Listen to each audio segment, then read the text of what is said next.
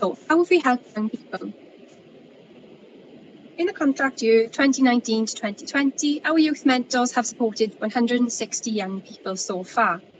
Prior to this, they have helped 287 young people in total, with 47% of leavers, nearly 1 in 2, gaining employment or going into full-time education. So our projects can help individuals aged 16 and over who are either unemployed and looking for work, or working part-time and looking to secure more hours or change career. However, we have specific youth mentors that support people aged 16 to 24. What can we help you with? We can help you with things such as confidence building, funded training opportunities, mock interviews, work experience, and employment opportunities. And we try to help break down any barriers you may be facing, preventing you from accessing work. So, how do you get our help? You can contact us easily via WhatsApp, text, or by calling or emailing us. We have a central referral system, which means that if you get in touch with us for help, you will be allocated to the most suitable project based on your needs. You don't have to worry about whether you are eligible for us or not. You can leave that to us. As you have been referred to, assigned an employment mentor who will work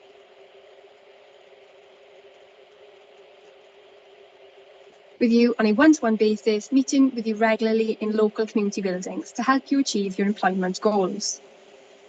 In this current situation, our mentors are working from home, but are still available to help you via telephone, email, and video calls. So, if this is something that you're interested in, please remember to jot down our contact information and get in touch.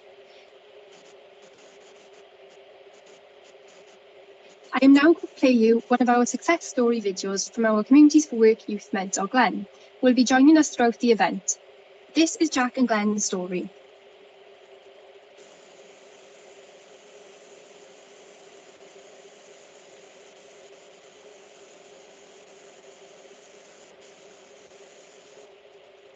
The Communities for Work and Communities for Work Plus programmes offer employability support to people who are looking to get into work or back into the world of work. We can support people over the age of 16 years. Our teams can provide one-to-one mentoring which is tailored to suit individual needs and provide support, guidance and training to help people build confidence, gain valuable skills and help them move forward and empower them to find the work. Communities for Work Plus also supports individuals who are working low-hour or zero-hour contracts to help them secure additional hours. This is done through gaining new skills and qualifications. The mentors provide guidance and support throughout your journey to employment and will help you identify areas for development and provide access to training. They will help with CV writing, job searches, interview techniques and explore all avenues to overcome barriers that the clients may have. The mentors offer a personal and tailored service. Hi everyone, can you see the video? No, can't see it, no. Okay, I'll just stop that and I'll try again.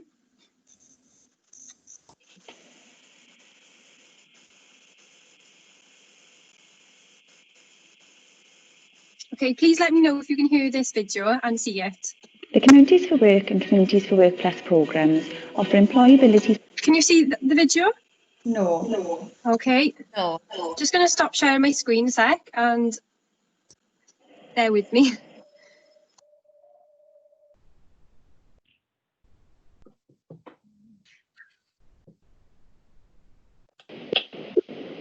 Support to people who are looking to get into work or back into the world of work. Can everybody see the video? Yes. Brilliant. Okay, I'll carry on. Thank you. We can support people over the age of 16 years. Our teams can provide one-to-one mentoring which is tailored to suit individual needs and provide support, guidance and training to help people build confidence, gain valuable skills and help them move forward and empower them to find the work. Communities for Work Plus also supports individuals who are working low-hour or zero-hour contracts to help them secure additional hours. This is done through gaining new skills and qualifications. The mentors provide guidance and support throughout your journey to employment and will help you identify areas for development and provide access to training. They will help with CV writing, job searches, interview techniques and explore all avenues to overcome barriers that the clients may have. The mentors offer a personal and tailored service, different for each individual's needs.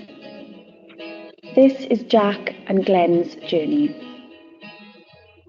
So my name's Jack. I just finished college doing a 2-year apprenticeship in retail. I decided to look for a different approach in trying to get a long-term into work. So I had a referral. Jack's name was on the referral, and I sent Jack a letter just asking if, telling him that I was in town and looking to meet up and have a chat and find out more about what he wants to do with his future. Myself and Jack met in Chryseru in a cafe, and we sat down and we just had a casual chat. During that chat, it was clear to me that Jack he's a bright lad. He's got a lot of opportunities, and he's got an inner confidence, but he just wasn't sure where to direct that confidence. So as we met up then, obviously I showed him my CV and how that was looking, and obviously he supported me by doing different layouts on the CV to make it look much better than what it plain was. Specifically with Jack, one of the things was we were having a jobs fair. I invited all of my clients to the jobs fair, and I said, dress to impress. You know, we did all of the CVs. Jack turned up on time, smart as a button. He had all of his CVs in hand, and he spoke to every employer there. So you got your interview on Friday, right? Oh, we've gone through this. You know you've got the confidence. Just make sure, just pressed suit, looking slick, hair done nice, confidence. But those things are important, that first impression, and the handshake's important. Tighter. Those are wonderful. I'm with LCH Holdings. It's in Cardiff and it's a call centre. And what we do is we have like a category of people to ring. And then when we ring them, we're going to tell them about a new promotion and stuff like that. To see Jack grow in himself, to see Jack grow in his confidence, along with some of my other clients, and to see him move forward positively, happy, more confident, more able, with a better understanding of who they are right now and less pressure of who they should or think they should be. It makes me incredibly proud of them, because it takes real bravery to move out into the world after you've been kind of protected in college and protected in school, and you're in these smaller communities, and then you come out and you think this is it. So Jack's taken massive leaps and strides. Like I said, I don't think I would have got a job if it weren't for community work, and especially the support I had from my mentor, and it was brilliant.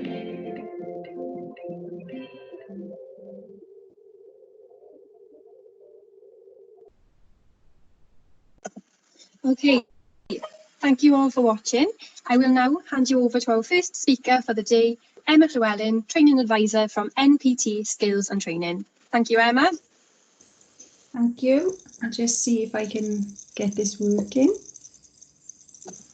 Hi Liz, can you please turn off your camera? Thank you.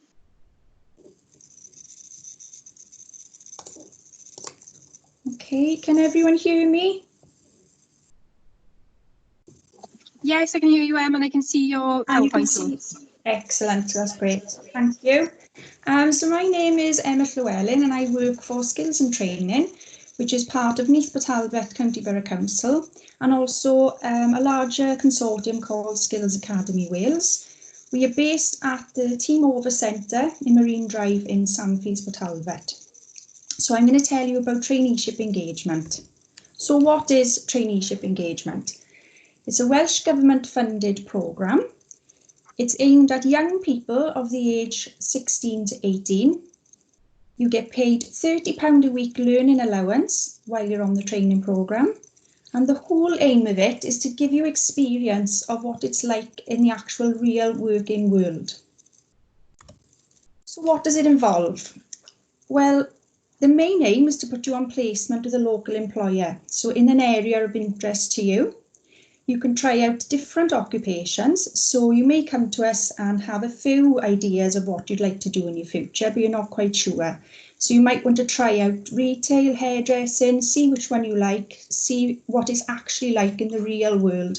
Because when you see something actually working in the real world, you get a better idea of if it's for you or not. And there's no problem if you try something out and you think, no, this isn't what I want to do, I want to try something else. That's what the programme is for. You work a minimum of 21 hours a week, a maximum of 30, but that doesn't include weekends. You will be allocated a training advisor who will support and monitor your progress throughout your training. And the whole point is it's giving you hands-on experience of that occupation that you were interested in doing. You will be referred for a set number of weeks, and this is flexible for each individual. Some people need longer with us, some don't need to be as long with us. So it is an individual and it's flexible and can be extended, or you can move on sooner than you need to. So the examples of placements, these are just some examples, but we can put people pretty much in any occupational placement. So the most common are mechanics, hairdressing, construction trades, office admin, childcare, elderly care and retail. The ones we find very difficult to get placements in are animal care and IT. So if you are looking at those as an occupational route, I would suggest college is probably the best to pursue those. But certainly any occupational route you're interested in, if you want to have a chat with us about whether we can help with that, we will certainly do our best.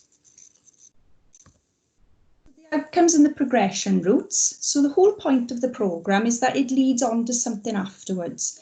So the potential progressions could be moving on to a level 1 in our occupational route. So for example, if you're with us doing hairdressing on engagement and you're really enjoying it and the employer is happy with you and you would like to stay with that employer, you could then move on to a level 1 programme from engagement. And this is where you get £50 a week, you can work a Saturday, and you are actually then training and learning towards a qualification in that route. On engagement, there's no qualification. It is purely a taster programme. It's for you to try things out to see whether that occupation is suitable for you. And then the level 1, you can progress to in certain occupational routes where you are then gaining a qualification.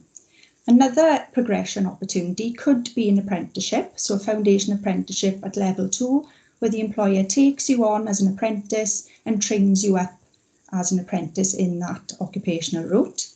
And then the other opportunity could be employment.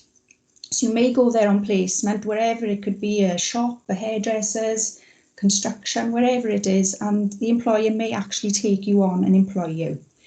Obviously, there's no guarantees for positive progression outcomes, but we do really strive to try and get positive outcomes for anyone who does start training with us on engagement.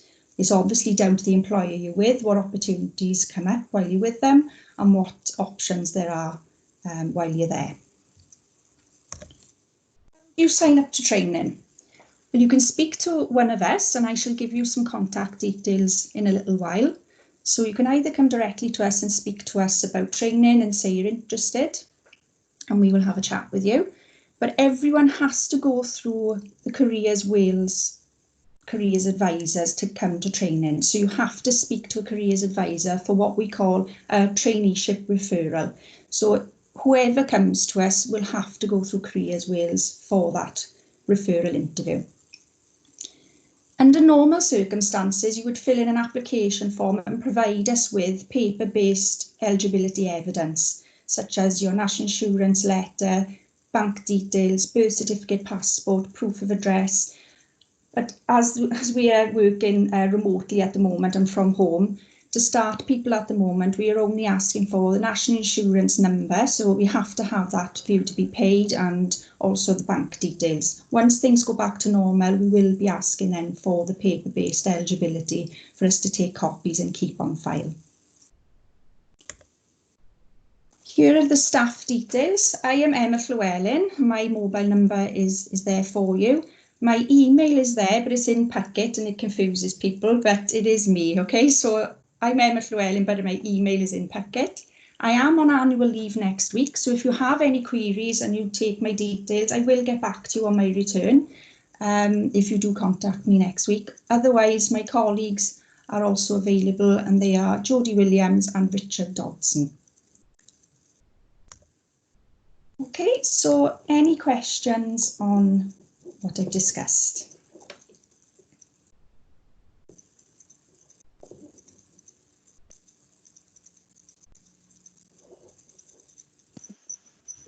Emma, thank you very much for your presentation.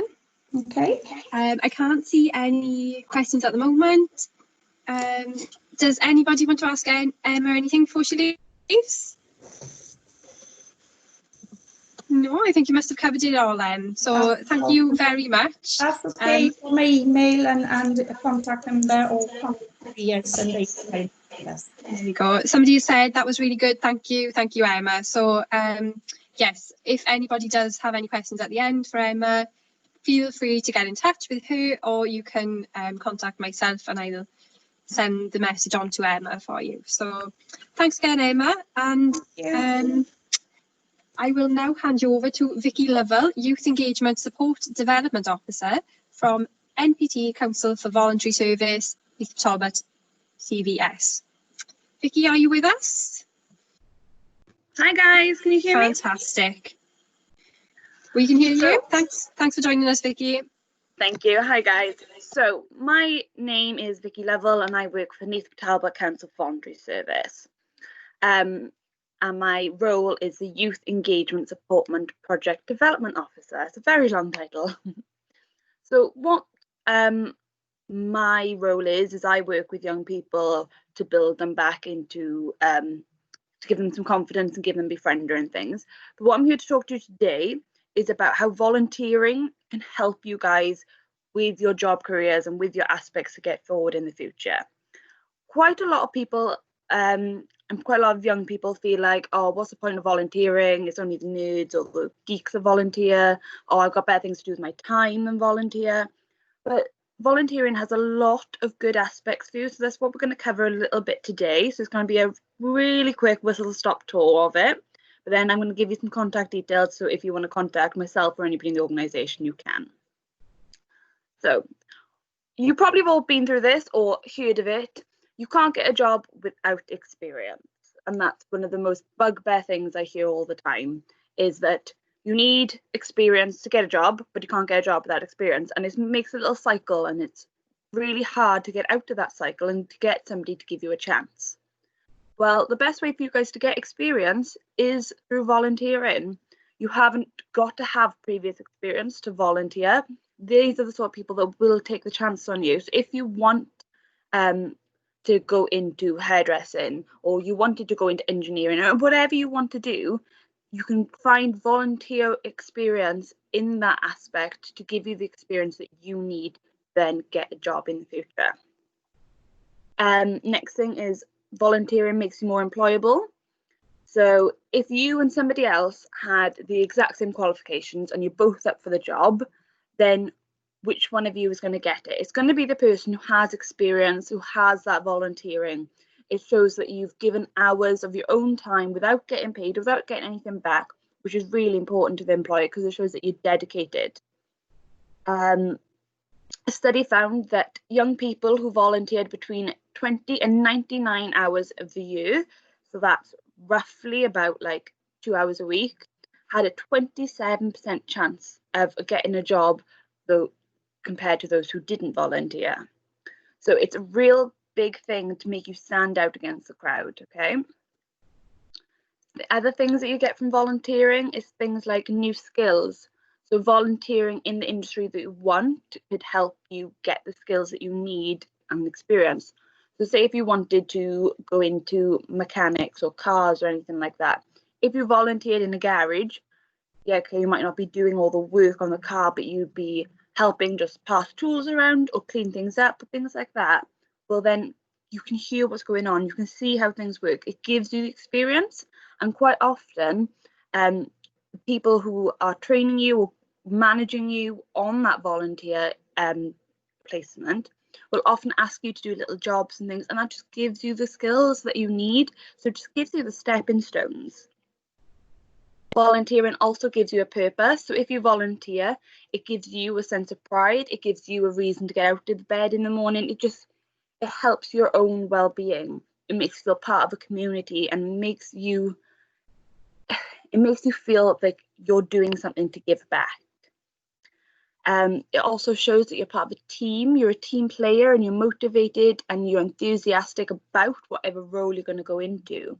If you can show that you've done it without being paid, then it shows that you're passionate about it, and then you're more likely to get that job in the future.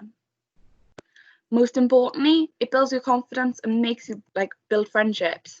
It gives you a chance to practice, not only practice at the job, but practice going through an interview process, practice filling out paperwork ready to get the volunteer placement. So you've had those practice of those little steps. You're more confident in doing that when you apply for a new job because you've already filled out application forms. You've already had an interview. You've just got those little bit more experience in those other things to help build your confidence for the real thing.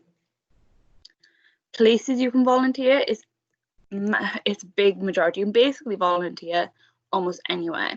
So traditional places are things like charity shops, food banks, but there's also things like Age Connects are doing shopping. So with the virus going around, they're asking people to volunteer and do shopping for elderly people who can't get out.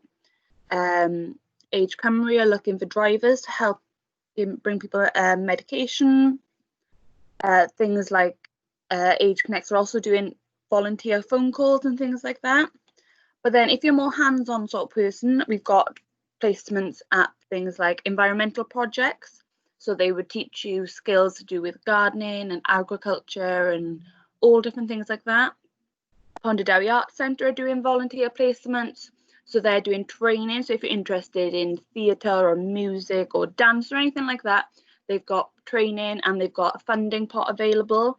So what they can do is they can fund you some training and build up skills, and then you help them put on shows and things. So that one, you're giving back, but two, you're just having loads of fun doing it. That's a really good opportunity. Places like care homes are always looking. So if you're thinking about going into social care or health and care, anything like that, then care homes are always looking for people to come in and sit and chat to elderly people or just make up the tea and small things like that.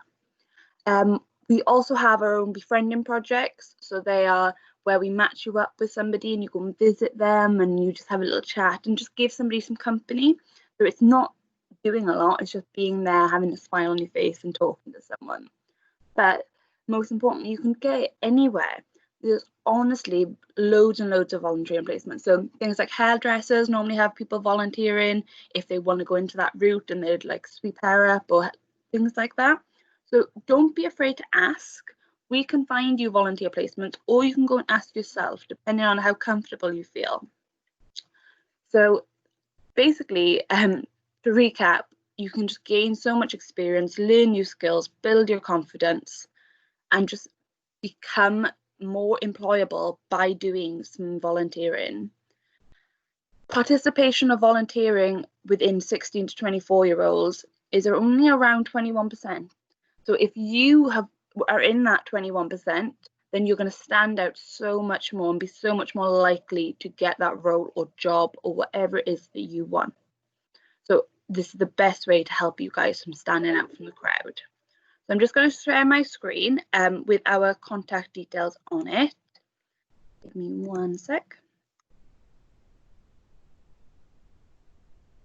Can you all see the screen, the Word document? Yes, we can. Yeah. Okay, so I'm just going to leave that up on the screen for a minute. So our main address and information is for here, but these are also our volunteer managers. So if you can contact any one of these, yeah, mine's down the bottom as well, and you can contact any of us and we'll organise a meeting to sit down with you and discuss what opportunities are available. We have a volunteer manager called Caris, whose job is literally to sit with anybody and just talk about what they want to do and what the opportunities are to help them. So she'll come meet you in a coffee shop or a library or anywhere you want, or you can come down into the office when things are more open, and she can sit with you, have a little chat and see what's available in the area that you want to volunteer with. I'm going to leave it up for a minute or more too, just in case any of you want to take down those details. And then I'm open to any questions anybody may have.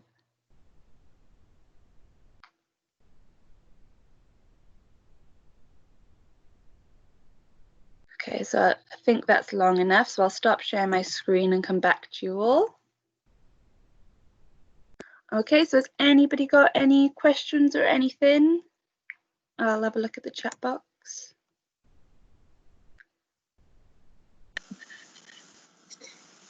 Once again, Vicky, I think you must have covered everything, so haven't left many questions for people anyway. So thank you very, very much for joining us. Lots of very useful information there. Particularly liked how you said how just 2 hours per week can increase your chances of finding employment by 27%. 37, yeah. So, and there's lots of different opportunities out there for people, no matter what your interest is. So it's really versatile and you're really flexible to people. So thank you again for joining us, and if anybody does have any more questions for Vicky, just please send her a message or get in touch with us, post it on the chat box. Thanks, Vicky. Okay, so bye. So next up, we have a video and question and answer session from our Communities for Work Plus youth mentor, Glenn.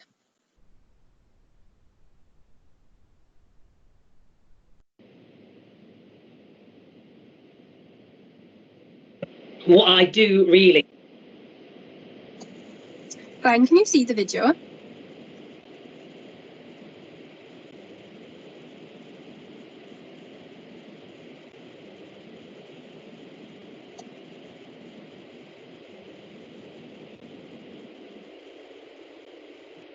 Hey, lovely, I can see the link page.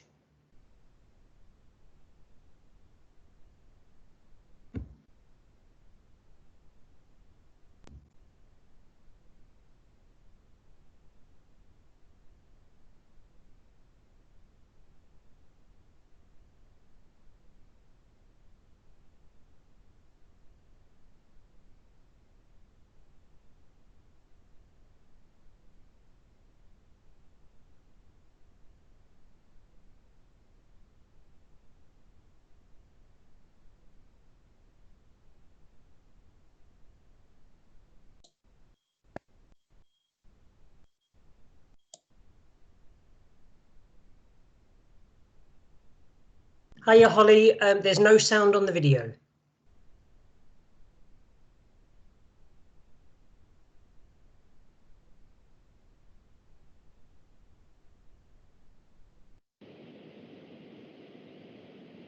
What I do really is I work with young people, 16 to 25.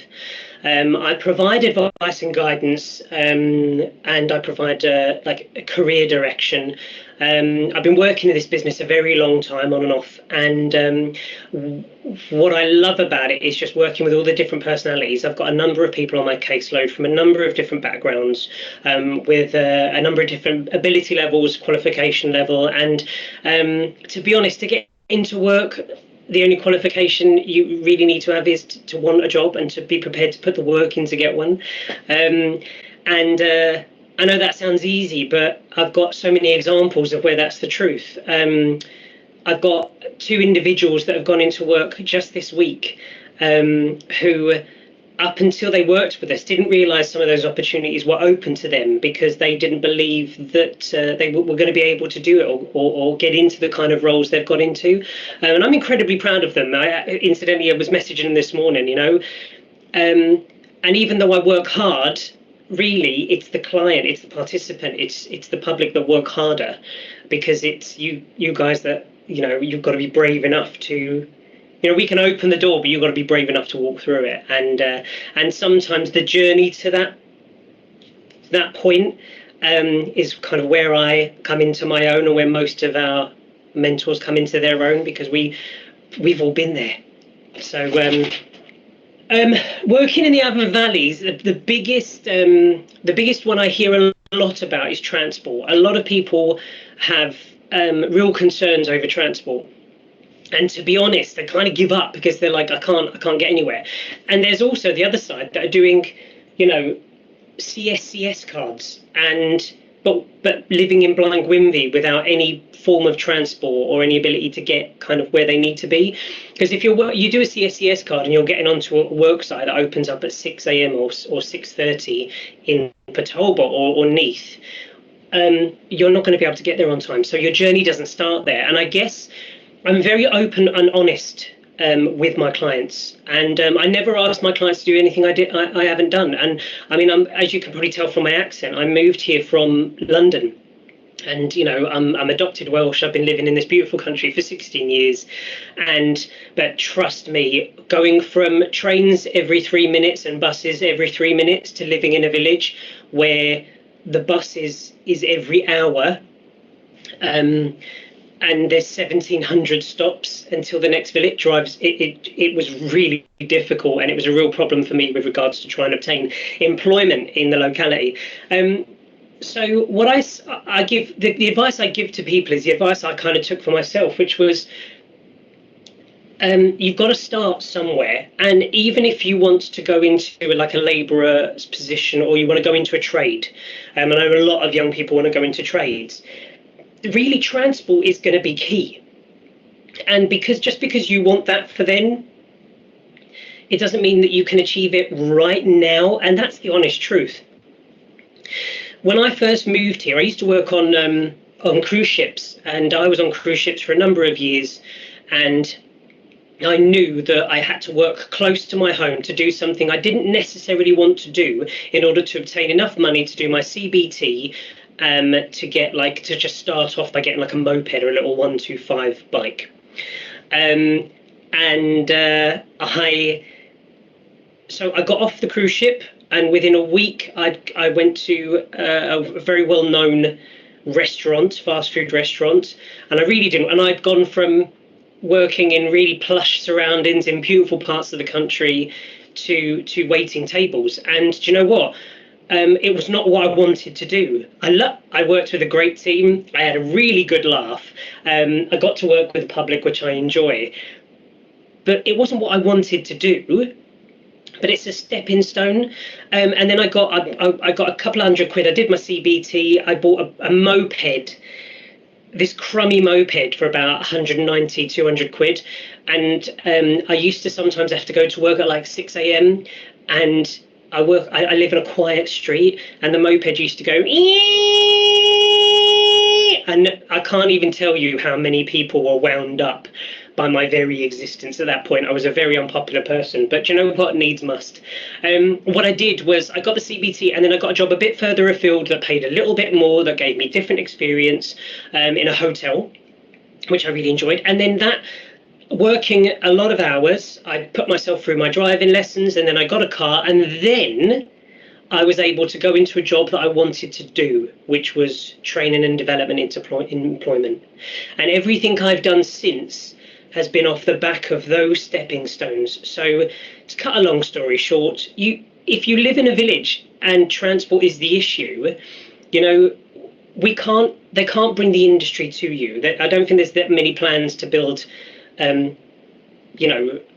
construction sites or factories close to some of these communities. So you've got to make a choice, really. You've got to either move, which I did as well. I'm not asking you to do anything I didn't do. I left London and went to work in Minehead in Butlins, because where I was in the part of London I was living, I didn't really want to work in any other places, because it was a bit of a rough area, and it is what it is. I wanted to get out of that lifestyle and that life and move on, and so I moved. And then when I got here, I had to start somewhere, so I started where I didn't particularly want to, in order to build up to get to where I wanted to be.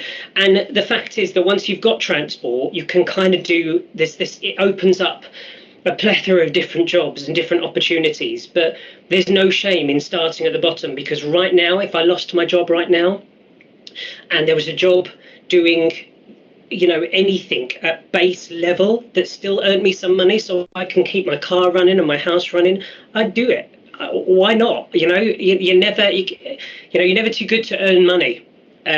So yeah, that's I didn't mean that to sound like a lecture, but I think it came across like one. But the truth is, if you're living in a valley and the bus isn't going to get there on time, then you've got to take control, and you might have to do a job you don't want to do to get to where you're going to go, and that's the bottom line. And I can help you do that. I can set things up. I can put you in a position to do that. What I can't do is bring the industry to you. And I mean that in the nicest possible way. Yes, and another one that people say is confidence. Look, a lot of companies provide confidence building courses, ourselves included. Everyone's got a different opinion on it, and no one's right and no one's wrong. But the truth is, as an adult, and through experience, I don't think you ever truly build confidence in any given situation unless you're in it. You can prepare, which is I think what these confidence courses do. They prepare you for the way that you're going to feel and how to handle those feelings. But the truth is, on your interview or on your first day anywhere, you're going to make mistakes. You're going to do something stupid. You're going to be nervous. You're going to be uncomfortable. You're going to do all the things that each and every one of us do. And then, as the days go on, you'll learn more. You'll make less mistakes. You'll make new friends. You'll find things out about yourself that you didn't already know. And you will surprise yourself. And there is no job on this earth that won't provide you with experience, because you're working with different people, different teams in different environments, and you're asked to challenge yourself in different ways. So am I confident? I may come across like I am, but I get asked to do these videos, and honestly, I dread them. They make me nervous. They make me sweat. I feel uncomfortable. They scare me. I'm scared of saying something stupid. And this is actually my third take of this, but each one seems to get better. And if my boss likes this one, then I'll be seeing you Friday. If not, I'll be doing it again. Sometimes you've just got to do it. Sometimes you've just got to take a deep breath, recognize that you're going to feel nervous and uncomfortable, and walk forwards. And if I need to be with you and standing right by your side until you feel comfortable enough to do it on your own, then I'm absolutely, as a mentor, prepared to do that. And I know that my colleagues feel the same. We've been exactly where you are, and we found jobs and we found ways through. And I've got 2 clients that have just gone into work, and I'm incredibly proud of them. They made the applications, they went for the interviews, they had online interviews, but what they actually did was they were brave enough to say, do you know what, it's time. And they just stepped forward and they done it. And yes, they were nervous. And were they more confident than you? No. Were they more confident than me? No, because walking into that situation, I would have been just as nervous. But once you're there for a little while, you build confidence. And then as you grow older and you obtain more experiences in your life, you gain more experience and you gain more confidence as you go on, which allows you to deal with situations a little bit better. But be prepared to make mistakes, and it's okay. Be prepared to screw up every now and again. It's okay. Be prepared to not like people, or not like your boss, or not like some of your colleagues, or be prepared to make some of the best friends you've ever made, or work for some of the most wonderful managers you've ever met. I guess there's a lot of these projects, aren't there? There's a lot of us, there's a lot of people like me, different name above the door, doing very similar jobs. I can't speak for them. I know a lot of them. I know a lot of the other people who do an excellent job and work hard, and everyone's got something different to bring to the party. But what can we do? What can we do as an individual? I guess it's bring all of our experience and all of our support and all of our expertise just for you. Because when you're my mentor, and when I'm your mentor, see, this is why I keep having to do takes. When I'm your mentor, or if you work for any of the mentors within communities for work, you don't just get the mentor, you get the whole team. You know, I'm proud to say that we're friends. They all work for you. They all put the effort in. And to be honest, we're quite an earthy project. We come from the areas, apart from myself who's from London, everyone else comes from the areas that we cover. So, you know, you're our people, and we know what the struggles are, and we know how difficult it can be, and we just want to kind of stand by your side. We want to shine a light on the opportunities and let you walk towards them. The truth is that we can do the CVs, we can do the preparation, we can teach you, we can do mock interviews with you, we can teach you how to do the application forms, we can knock down doors and barriers and bend over backwards. But the real hard work comes from you, because like I said before, we can break down everything and all of a sudden there's an open door right at the end. But you're the one that's got to walk through it. But we'll be there the whole time. And that's why we care, and that's why we're really good at what we do. You need to be referred by the job centre. No, no, you don't. Actually, you could argue that the entire employment community within Neath Port Talbot, we're all colleagues in a way. You know, we all work for the same thing. We might have different names above the door, but we all want one thing for you, and that's training, development, and support into employment. We get on really well. We've got a great relationship with the job centre, and we've got some good friends in the job centre. And we all talk and we all discuss the clients and we all talk about the best way forward. But no, you don't need to be referred by the job centre. You can be referred from any other service. Or you can just give us a call on the number below or above. I don't know where they're going to put it, but wherever they put it, just give us a call. Or you can message me directly. My page is Glen Avan Mentor. Just join that and ask me a question, or speak to one of our amazing triage team or one of our outstanding engagement officers.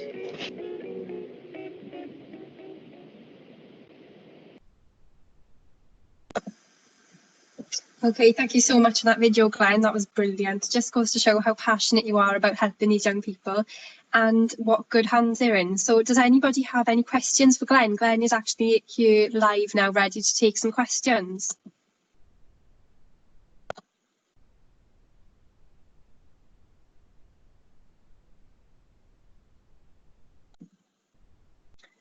Okay, so it doesn't look like we have any questions at the moment, Glenn. Just got some lovely comments saying that they enjoyed your story. Good way of showing people what you can do and the support you can give them. Brilliant video. So we're going to move on swiftly as we're slightly over. Next up is Alec Thomas, Manager of Pathways Training within NPTC Group of Colleges, or Rachel Richard. I'm not sure which one of you are joining us today. Yeah, it's Rachel. Thanks for morning. Hi Rachel, thanks for joining us. I'll hand it over to you. Great. I'm having a bit of trouble. We have got a presentation to upload, but unfortunately it's just not uploading at the moment. So I'm going to go through it if that's all right to everyone. Rachel, before you start, I've got the presentation. Do you want me to share it on the screen? Oh, that'd be fantastic. Thanks, Holly. Okay, 1 second.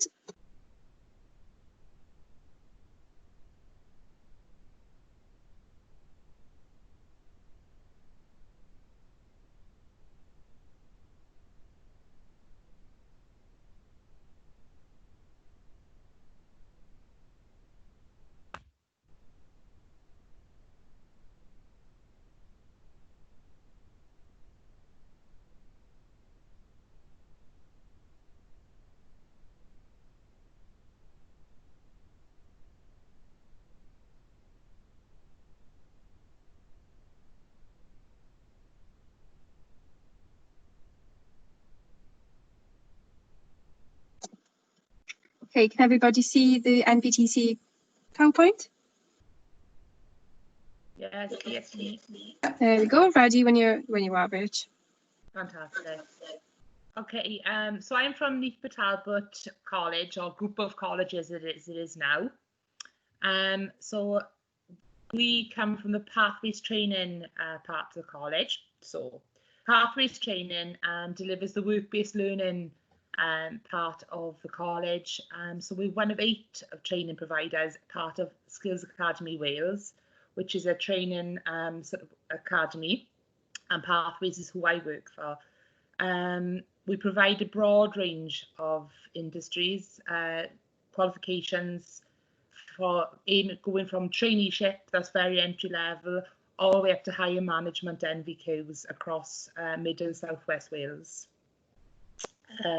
I think the next slide now will show you some of the training providers. So there we are. There's all the different people that come under the umbrella of Skills Academy Wales and who we work in partnership with.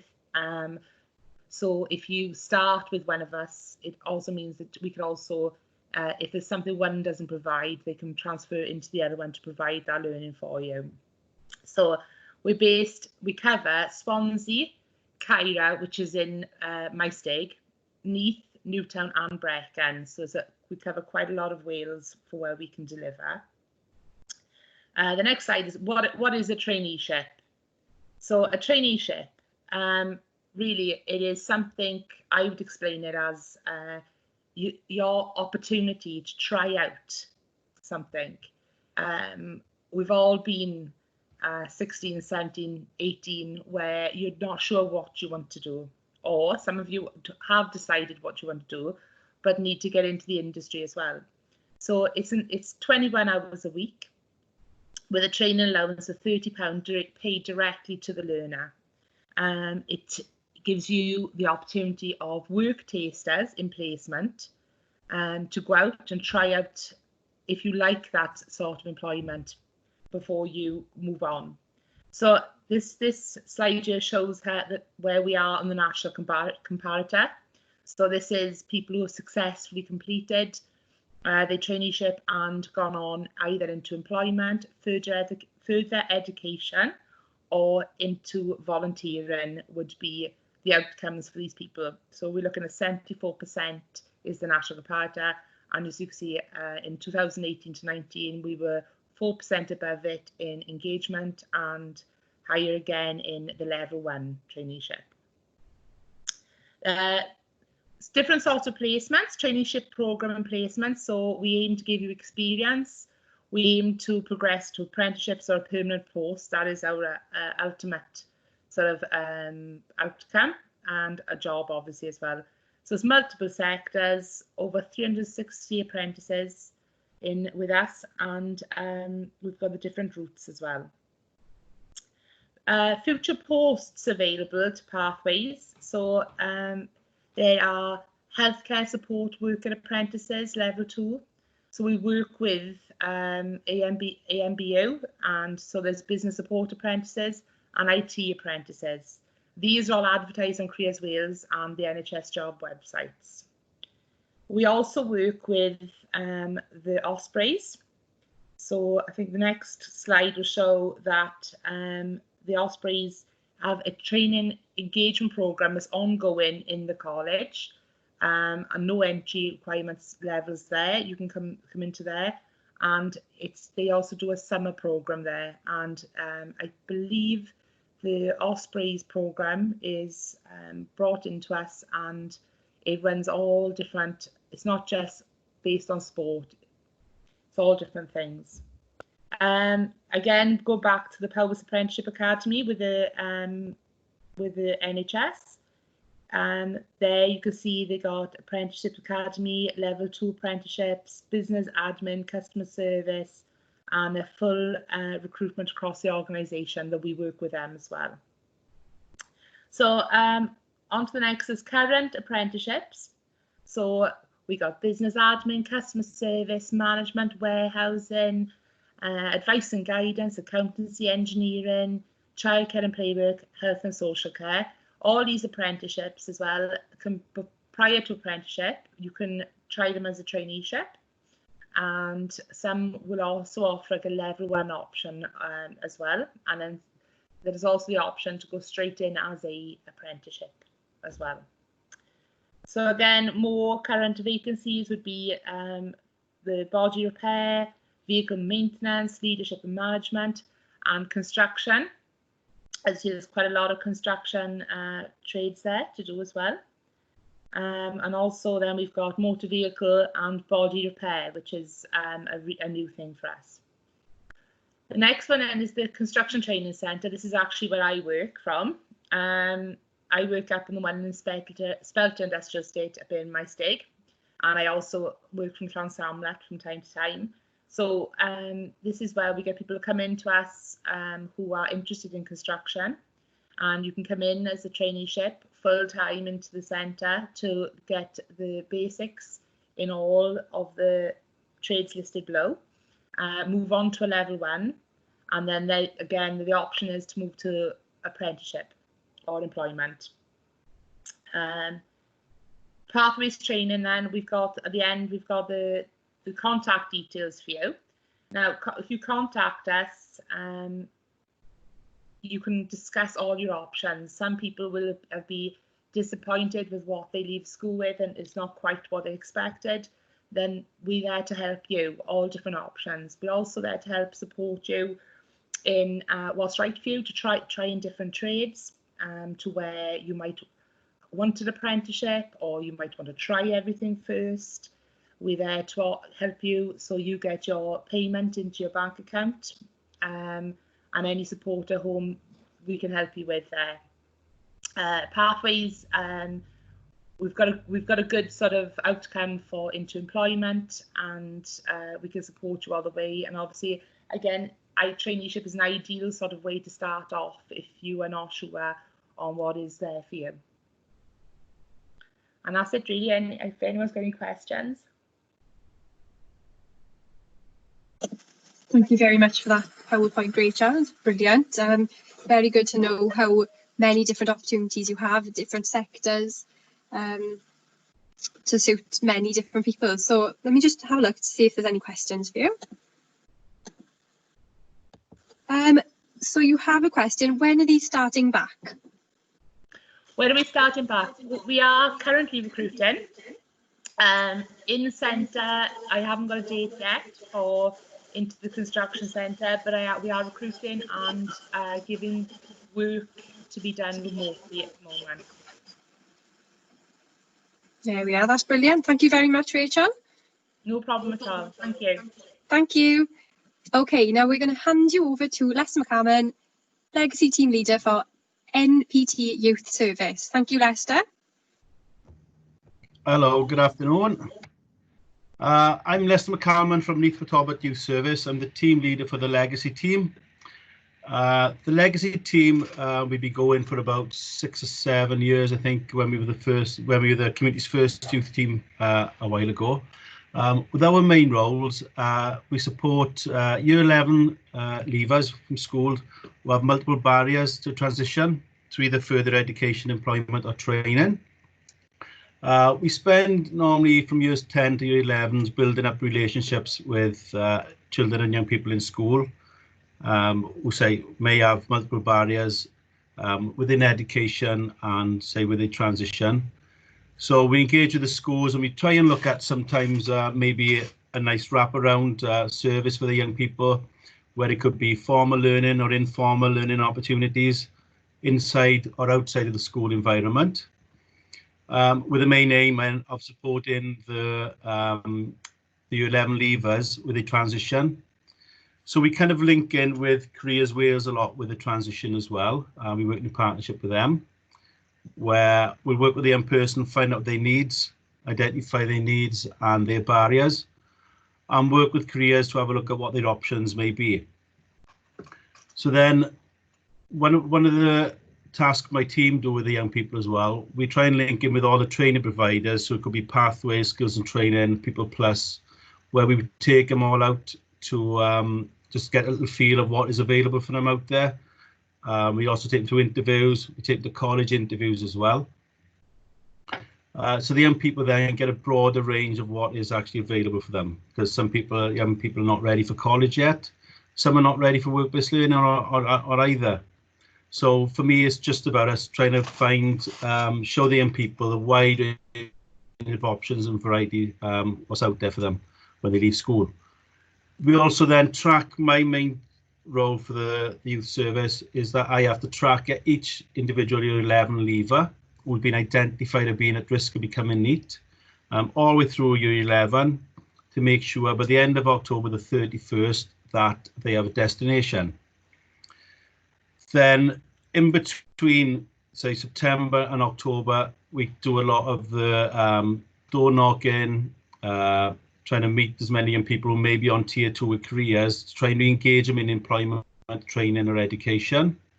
And again, we go back to that cycle as we may take them back out to visit some of the work-based learning providers, college, maybe meet up with college mentors, and also help them with applications, CV writing, and say informal learning or in informal learning. We do a lot of provide some employability courses, such as the CSCS card training, where we put young people who are interested in construction maybe to the health and safety, IOSH health and safety, and then the CSCS card training, which will help them to get employment within the building industry. We also do vocational. Esther, sorry, can I just stop you there? Kevin, do you mind turning off your camera, please?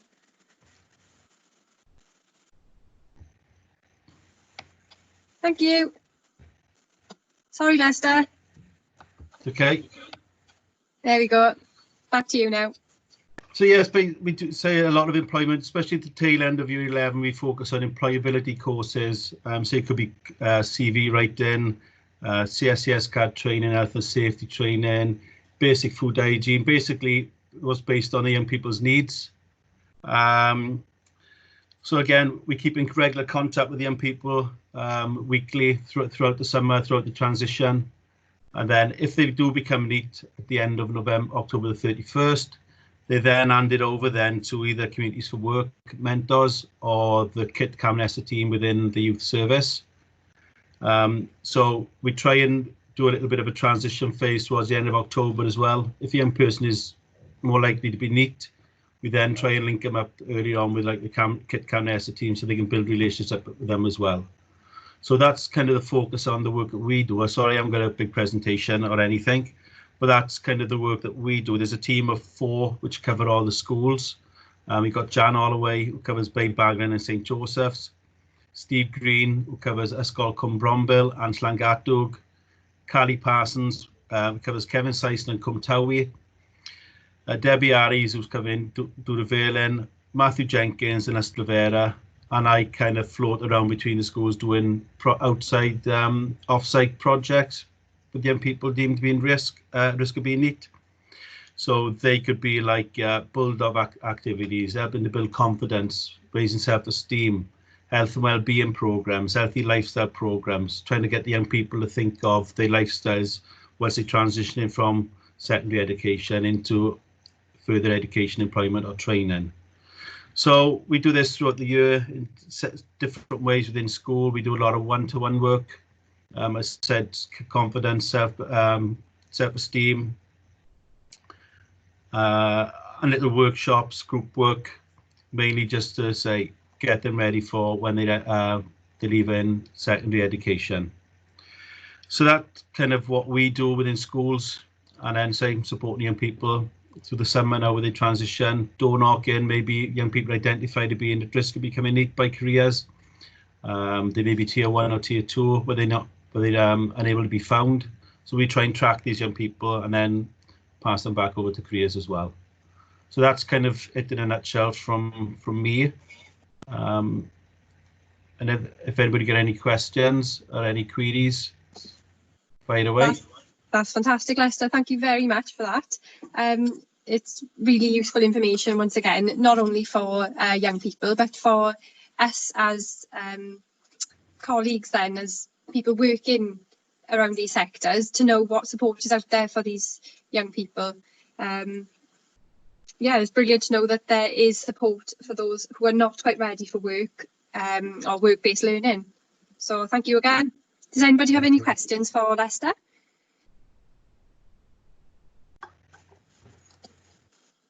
Nothing at the moment, Lester, just some comments saying great, thank you very much, useful information. So that's brilliant. I haven't got my phone numbers up, but if anybody's got any of their leavers, who know they're not sure about anything, probably need the team to contact them. Brilliant. There we are. So yeah, as Lester said, just if anybody wants more information from Lester, just get in touch. You can either message Lester directly or send me an email and we can pass you over to him. Somebody else has just said, Lester, well done on the food bank work. Thank you. There we are. Okay, well, I'll leave you go. Thank you for joining us, Lester.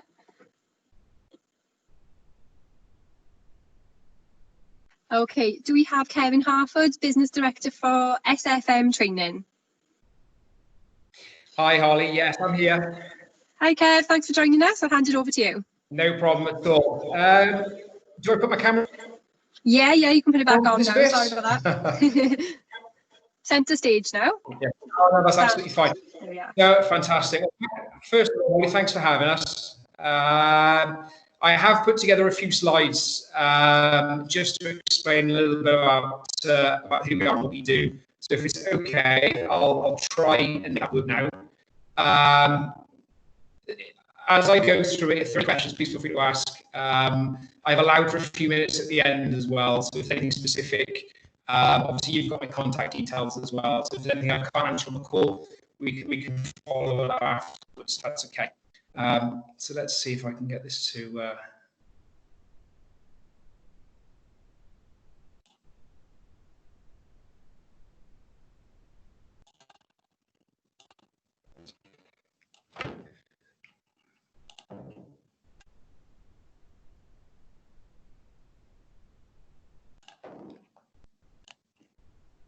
Okay.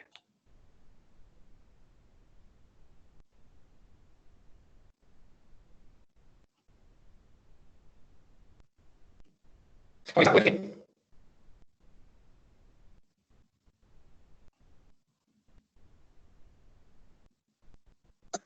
Yes, we can see your PowerPoint now, Kevin.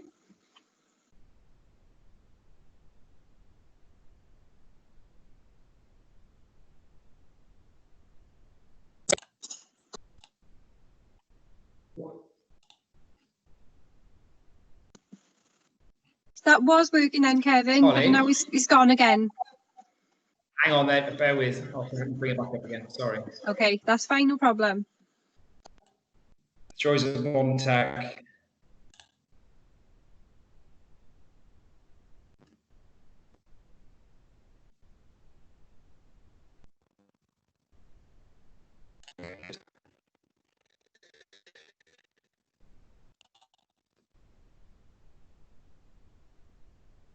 Okay, Holly, is that working?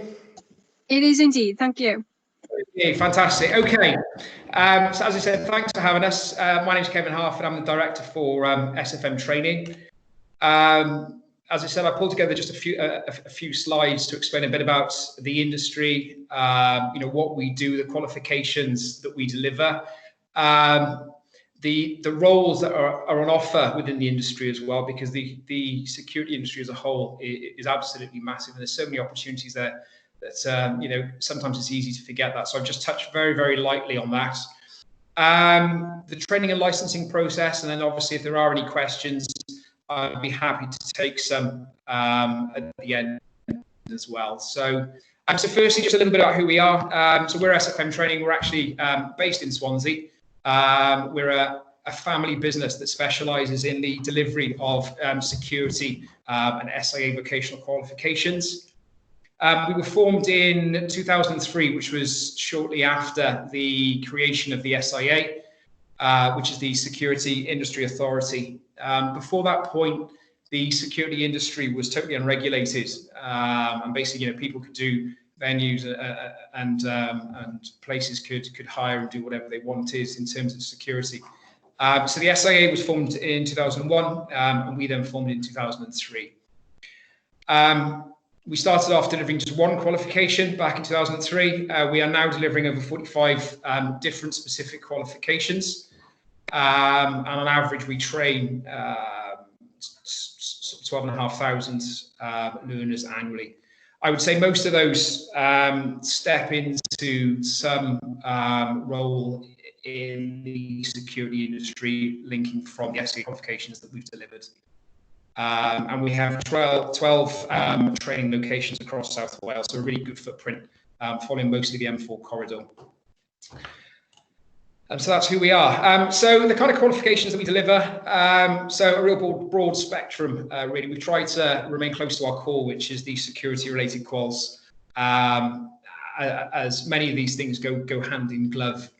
So things like, first aid, fire safety, health and safety, drug awareness, conflicts, they all pair in nicely with the security industry and also the care industry as well. But today, I'm solely going to focus on the SIA and the security qualifications and the routes that they offer. If anybody wants some more information about the other stuff as well, then I'd be happy to help with that.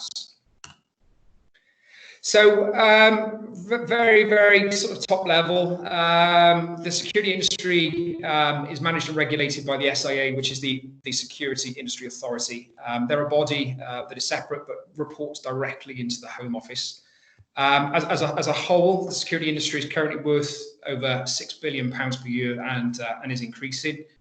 Despite everything, year on year, the industry itself has been growing really, really strongly. Typical growth rates between 5 and 15%. Even with the current COVID situation, the industry is still forecast to increase.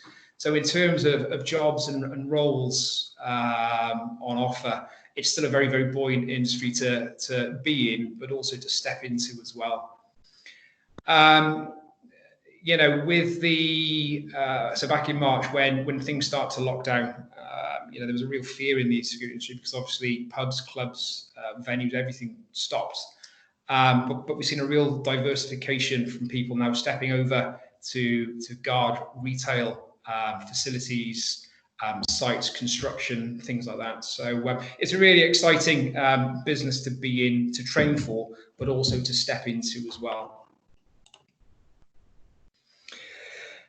So under the SIA, then we have 6 licensable activities that we can train for, and people can obtain licenses for to work in the security industry. So specifically, they are door supervisor, security guarding, CCTV, close protection, cash and valuables, and 16 people in vehicle mobilizers. The numbers alongside are the amount of active licenses currently in the UK, so you get a steer for where the job roles, but also the demand for work is. So if you look at the top 3, for example, which is the 3 that I'm going to talk about today, they account for almost 94% of the security industry in the UK at the moment. So again, that's a majority of where we train and support people through to employment as well as those 3 qualifications. These numbers, as it happens, were as of July this year. And another point that's worth knowing is that each of these qualifications is standalone. People have this conception where you have to have one before you can get the other, and that's not the case. All of these, so you don't have to have a door license to have a CCTV license or vice versa. All of these are standalone qualifications. So typical roles then for the door supervisor, as the name would suggest, you've got door security, which is licensed venues, pubs and clubs, things like music events, festivals, static guarding. Other typical roles would be things like construction sites, guarding premises, protecting front of house access and egress. What's exciting about the door supervisor qualification is that it covers absolutely every facet of the security industry that someone would want to work in. As a summary, it covers anything where you are guarding people or property outside of close protection. So it really is a catch-all in terms of qualification that we deliver, but also the license that you can have after it as well. Now, without going through these again, security guarding is a very, very similar qualification that we offer. It offers exactly the same in terms of job role, minus the licensed venue work. So you cannot work pubs, clubs, anywhere where they are serving alcohol. The big difference being is that there is no physical intervention training with security guarding. There is in door supervisor. So it's a good option if someone has no interest, or if a learner has no interest in working pubs and clubs or licensed venues, then security guarding is a great option to follow. Holly, how am I doing for time? Because I can talk for Great Britain. We were supposed to have somebody at 1:10, but we were running slightly over, so I'll speed up. I'm sorry. That's fine, no problem. It's fine. Good. Okay. Thank you. That's okay. Thanks, Holly. The third qualification I'd like to just quickly touch on then is the CCTV operator. So this is public space surveillance. Again, works very, very strongly with the door supervisor and security guarding qualification. It is standalone. So, for example, if learners are not mobile, for example, they want something that's more office-based, but still within the security industry, this is a fantastic qualification to go for. A lot of security companies will employ, a number of these three qualifications, on their own. So, without going through it, CCTV is another qualification that we offer. I'll quickly skip through this one, Holly. This is the type of work that you would expect someone to do whilst working in a security role, exactly as you would expect, such as searching people, premises. Basically, this is about protecting people and property. So a quick summary then. The door supervisor is a level 2 qualification. It takes 4 days to achieve with us and includes 4 modules. The security guarding is very similar, but it's only 3 days with 3 modules. And the CCTV course is 3 days and 3 modules. Parts of these courses are transferable. So if you've done, for example, a door supervisor course with us, part of that course will transfer across to CCTV as well, which will save a bit of time. Entry requirements for our security courses: you have to be over 18. It's worth mentioning that even though anybody can train with us if they have a criminal record, for licensing purposes, they cannot have a conviction in the past 5 years and no cautions in the past 3 years. And they have to have a fair level of English, because, as I'm sure you can appreciate, the language needed for the courses, you have to have a good basic level.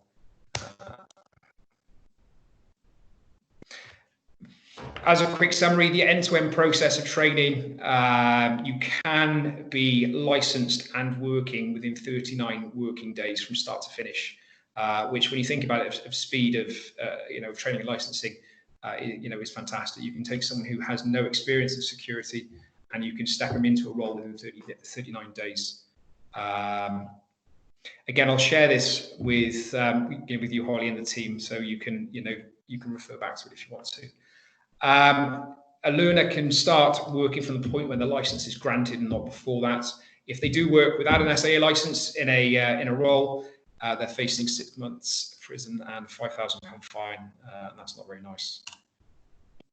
Holly, that's me. That was brilliant. Thank you so much. I can take any questions. I'll switch back to camera and I'll take any questions. Okay, I'll just have a look at the chat view. It's really good to know as well that despite COVID, the industry is still growing. So that's good news for anybody interested in going into that industry or just looking for work in general. So let's just have a look at the questions.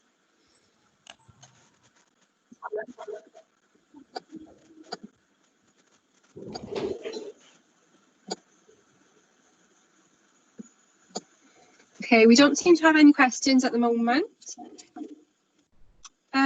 But as you said, if anybody is interested in finding out more information about that or just going over what Kevin talked through, then Kevin will share the PowerPoint with us.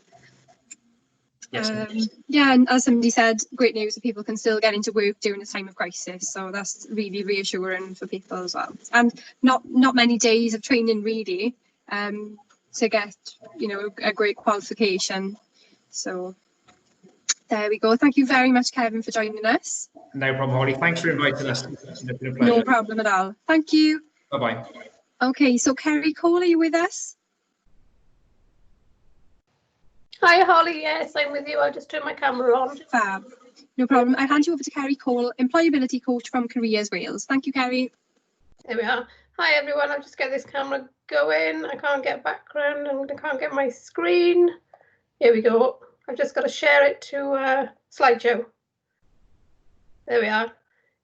Good afternoon, everybody. I hope I've just shared. I can't see the chat at the moment, but I hope I've just shared, or I'll double check my contact details, phone number, and then there'll be a little section on there as to how you can get a vacancy bulletin. As I say, I'll double check that in a moment. But I'm here from Careers Wales this afternoon to talk to yourselves about our services and support. I've got a little presentation to show you, and then it's going to lead us into the website and some parts of the website. Just a little section on getting some more information for young people, primarily looking for work, training, sections on CVs, section on the job facility, things like that. So let's see if we can get this presentation going. So as I say, we're here from Careers Wales, but essentially now we're known as Working Wales, and that's because the Welsh Government, it's their new approach to delivering our service. So as an umbrella, we're Careers Wales. That's how you've known us through the school, careers advisors or college, things like that, as you've gone through the system. But it's open now to anybody. It doesn't matter whether you're in work, whether you're unemployed, whether you just want to talk to a careers advisor and have a chat about changing your route and your career path. We're here for everyone.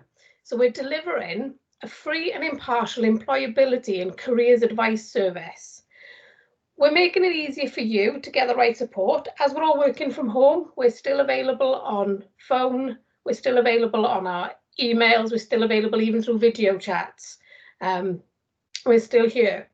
We're offering our tailored advice service that's responsive to our needs, especially in this day and age with COVID and things like that. We've changed and adapted, and we're here to help you reduce your barriers and get yourselves either into that new career or onto that new route. As I say, the first point there, many people think we are just here for the school sort of cohort, the sort of up to the 16s. Many people think of that when they think of Careers Wales. As we're moving to more Working Wales now, the message is getting out there that we are sort of available to anybody. It doesn't matter what your situation is. If you want to come and talk to somebody, whether it be a careers advisor or for some employability support for your CV or anything along the lines of interview techniques, please feel free to get in touch. We do work alongside many of our partner agencies, sort of job centres, people like yourselves, with Communities for Work, lots of different agencies and partners. For the unemployed customers, we are there for the customers who've recently been made redundant or facing redundancy. We are there to help plan and support those customers. So generally, and we're there for everyone. And the new one there is the furloughed workers, brand new name. I wouldn't have known what that was a couple of months ago, like many of us. But many people at the moment may be watching this, and even if you're young, you could still be furloughed from work. We're there to support yourself as well. So we're there to provide you advice, information and support. And with our advice, as I say, we're here for information. Just that recent presentation and many of our presentations give us information about labour market, what jobs are on the up, what jobs are going to be changing. This is a funny kind of time. There will be changes being made within the working place.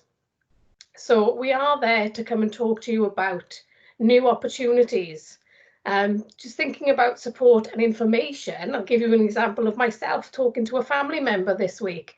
Only a young person, like many of our audience today, this is geared at young people finding work. I was talking to a young member of the family about going into work within the makeup industry.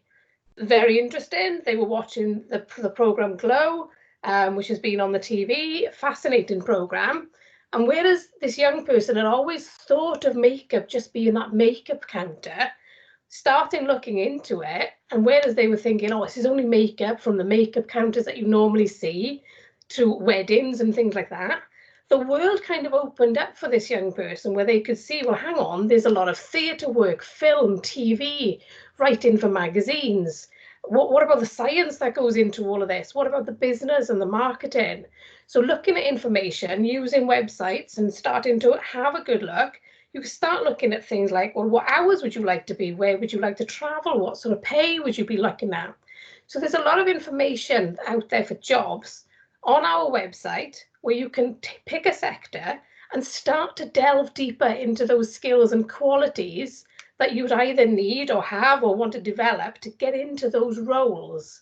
So we're there to help you find that information, talk you through that information and see if those careers are the ones that would suit you.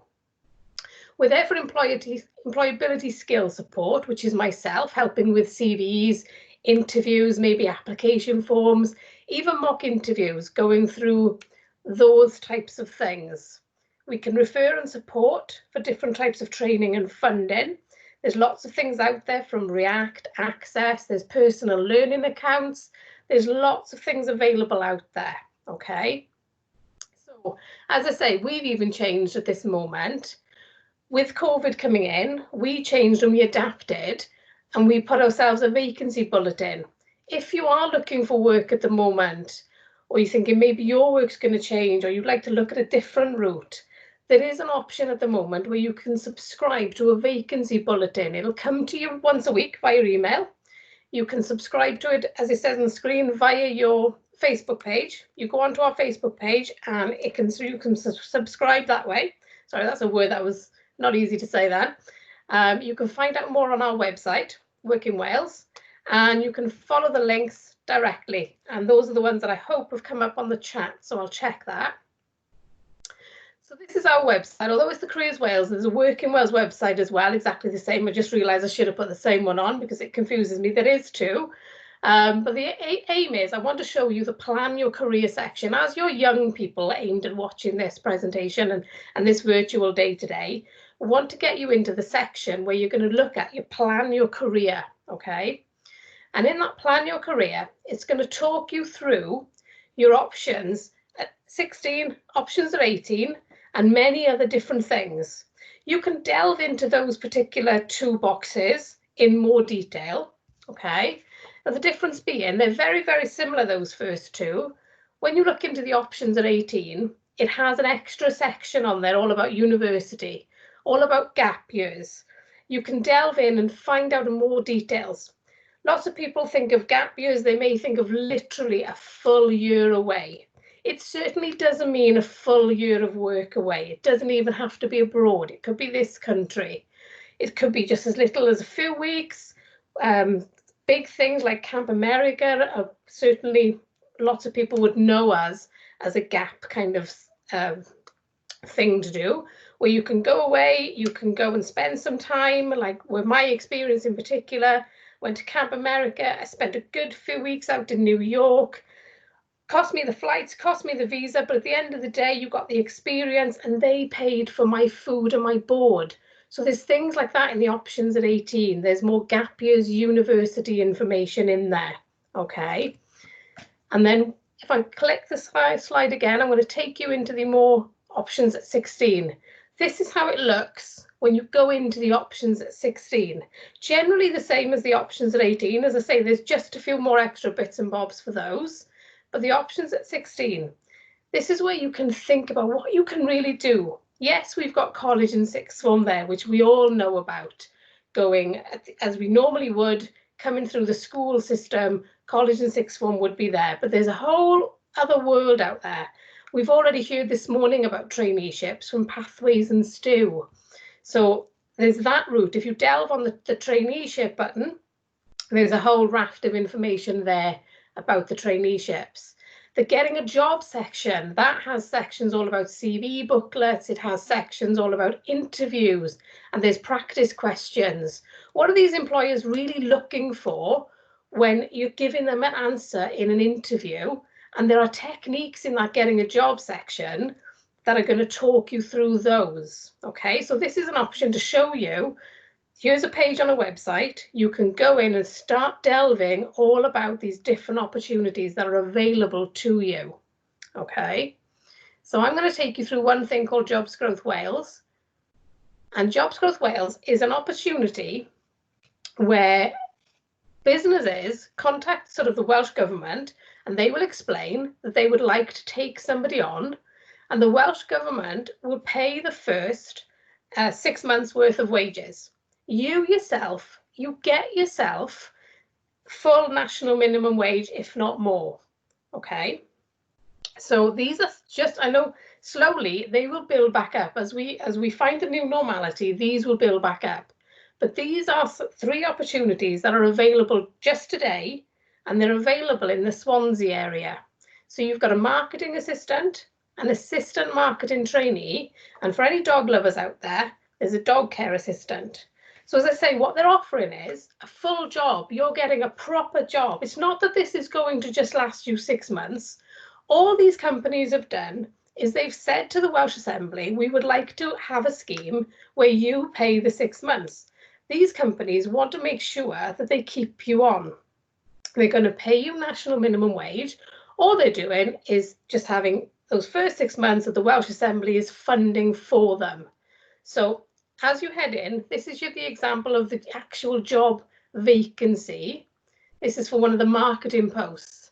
This was just interesting to me because there are probably many young people out there that are doing YouTube, and you would know all the Instagram and the Facebook. So when it says work for a company and do their social media, that might interest some people out there. Okay, so you literally, all you need to do for this, if you're 16 to 18, it's fine. If you're over 18, you do, however, need to be signed with a job centre.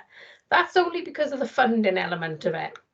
So the vacancy description comes up, it does tell you the pay, it tells you the vacancy number, it tells you here that Cambrian Training Company are going to be the people who are going to, although it's sort of train you, whereas in an apprenticeship they train you, here is where they would mentor you and make sure everything is going fine. Within the training provided, this is what I want to tell some young people and let you know out there. When you come to job descriptions, read them through carefully. Okay, because it says here full on the job training to be provided by the company, leading to a sustainable job, which does mean that they are going to keep you on. Okay, so then you've got interviews will be conducted through the duration of the advert. So this job may close on the 31st of July. What I wouldn't want young people to think of is, okay, I'll leave it till the 31st of July and I'll do it on the 30th and I'll get it in. Because all you've got to do for these is send them your CV, which seems like an easy click of a button. But if the 31st is next week, I can just do it next week, no problem. But when you read this vacancy, this advert carefully, when you think about it, interviews will be conducted throughout the duration of the advert. The job will be offered as soon as the suitable candidate is found. Now, that doesn't mean rush your CV and send it off today. You still need a good quality CV to go into this employer and to spend a little bit of time to make sure that is right.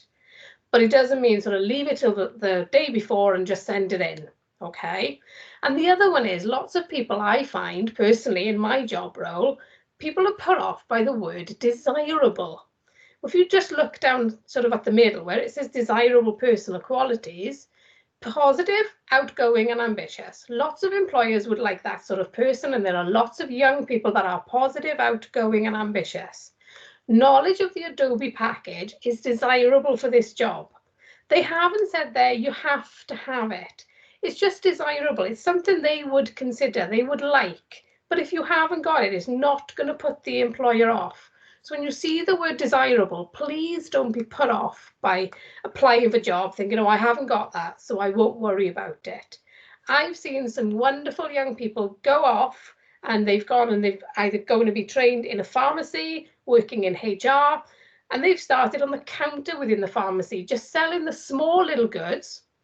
And they're slowly going to be working in that company and they're going to be trained. And within a few years as normal, they will be a pharmacy dispenser. So the company's taken them on. They've shown, yep, this is the right person for us. And now they're going to train them and that person's going to get a qualification out of it. You don't always get a qualification out of these Jobs Growth Wales, nothing like that. It's just that for pharmacy, that's something that you would need. There are some people that have gone into administration that I've known of, general admin, front desk type of thing. And I know one particular young person who was offered the opportunity to either work within the HR department, so either work then in the finance department or marketing. So they've gone from front desk and now they're getting a step up the ladder, which is brilliant to see. But read the job specs really, really carefully and have a look at some of the Jobs Growth Wales opportunities that are out there.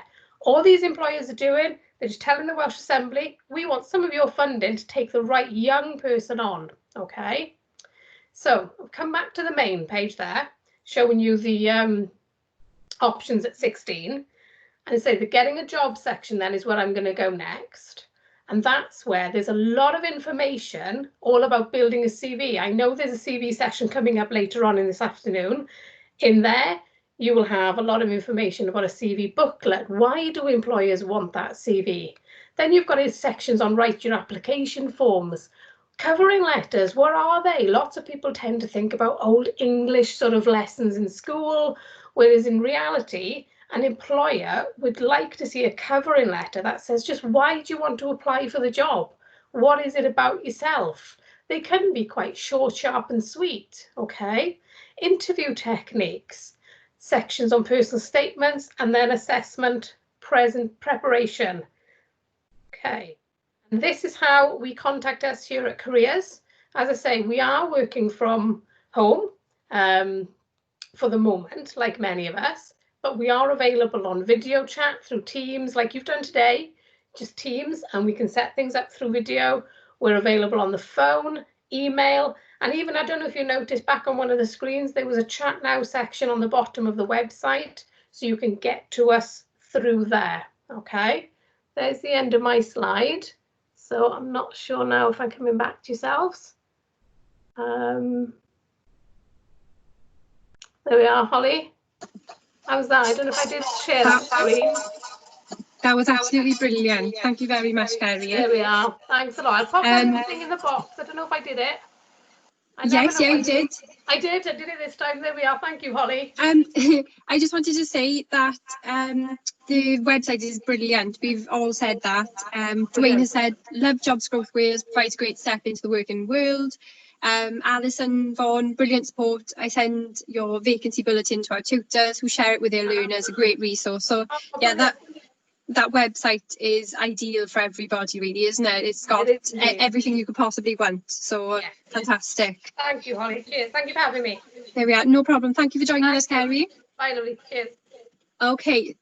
So next, we did have a video from one of our youth mentors, Glenn, talking about what to do if you're leaving school without GCSEs. But as we're running on a bit, I'm going to try and fit that in at a different time. And we have local actor, Mr. Kyle Reese, joining us, known for his roles in the movie Pride, US TV series Outlander, and TV soaps Hollyoaks and Emmerdale, and I'm sure a lot more, who's going to talk to you about pursuing a career in acting. Thank you very much for joining us, Kyle.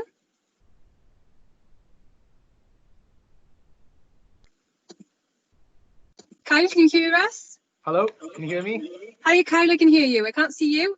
Kerry, I think you're still sharing your screen. So if you wouldn't mind just unsharing, please. Thank you. There we go. I can see you, Kyle. Fab. I'm so sorry. This is very slapdash. I have put it down as the 23rd, so I'm currently on a building site. No problem at all. It shows the reality of, you know, your career, really, isn't it? So. Oh yeah, definitely. There we go. I'll hand it over to you. Thank you, Kyle. Okay. Oh, do you just want me to talk? Okay. Yeah, whatever suits you.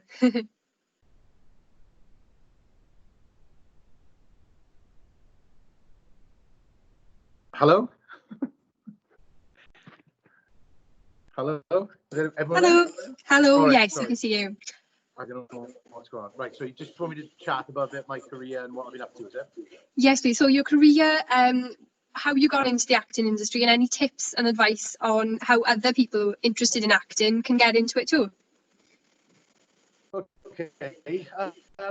Yeah, no, obviously when I was growing up, I grew up in Sandfields. I went to Sandfields Comprehensive, and I was always rugby. So I didn't really take any interest in, you know, science or English or any other subjects. I just found it all very tedious and boring. I was always a bit of the class clown, so I suppose the acting sort of came naturally to me as a person. But yeah, I started falling in love with the drama classes. I was very lucky. I had a brilliant drama teacher in Sandfields Comprehensive School, and our school in Port Talbot, throughout the other schools, the Sandfields Comprehensive School was known for putting on big elaborate shows every year, once a year. So I kind of got hooked to it all. And from then on, I went to Gosainon College.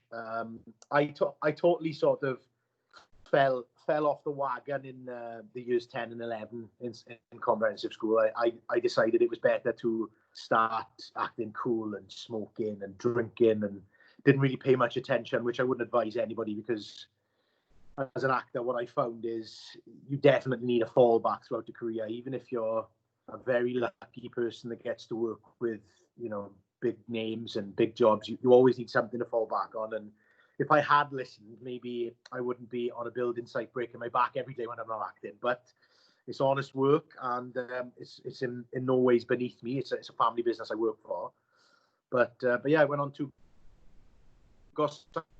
that's known as being, or was then known as being, like a feeder college. So they did three strands. You'd have strand A, which was straight dance.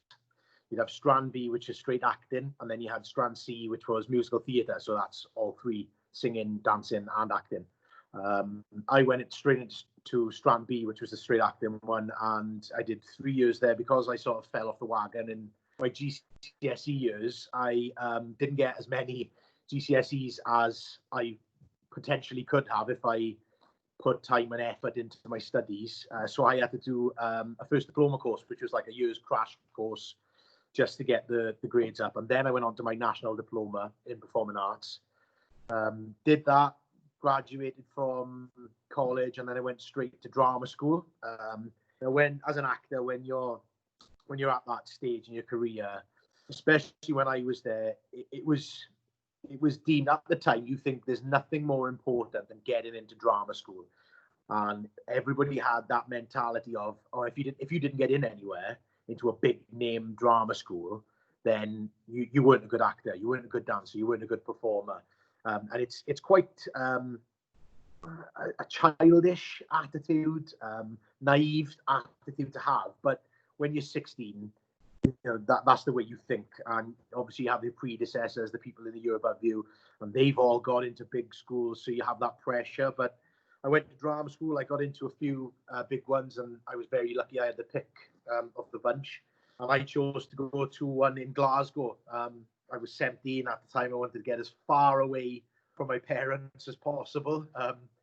I was probably doing their heads in, so they were probably happy that I went 600 miles up the road. But no, I went to the it's called the RCS now, the Royal Conservatoire of Scotland. But when I went there, it was the RSAMD, which was the Royal Scottish Academy of Music and Drama. And they gave us a training as actors, which was really progressive. Lots of the big names like RADA and Lambda and Bristol, you'd go there and you'd touch on TV and film and radio, but you pretty much do contemporary plays and classical plays, so like Shakespeare being classical, for 3 years. That's not really where the industry was anymore, especially when I was graduating. The industry is very much TV and film orientated now, and especially with everything that's going on with the pandemic, it's looking worrying for theatre. And but it's always been like that a little bit with the theatre. It's sort of dying away. That's why when you go to the West End, or you see touring musicals or plays, they'll always have at least one big star who's come across, because they're the people who are bringing the audiences in. So yeah, I went to drama school there in Scotland for 3 years, and when I graduated, I already had an agent. I was with Mark German, so I did a couple of shows in his stage school, and he then started representing me as an agent, and I got a few jobs with him, and eventually I decided I needed a change. I didn't feel like I was getting seen for the jobs and the roles that I had the potential to be, and so I jumped agents, and I've been with the same agent now for the last, well, a while anyway, put it that way. So yeah, so getting into acting, I think there's so many opportunities now. I've always said that if I was born in Richard Burton's time, that people would be talking about Richard Burton and Kyle Reese now, because when you have that talent, back then there wasn't so many opportunities. Back then it was, you wake up, you know, it was big families back in those days, and if you have a talent, some people didn't have the opportunities to show them, didn't get noticed, so it would be go to the steelworks or go to wherever the local job was, look after your big family, and that was it. So that's why only one or two of those Richard Burton type people would fall through the cracks and and come out the other end as a star or whatever. But there's so many opportunities nowadays for people in my position, in our line of work, to get ahead. There's loads of local schemes. I joined a local theatre company that was run by two amazing people that were actors, and it was an actor and a dancer, and they'd come back to Port Talbot and they started a Prelude Theatre School. So there's opportunities in local schemes. Obviously, you can go down the path of college and then drama school. But I was very lucky. I went straight from college to drama school, straight from drama school to an agent.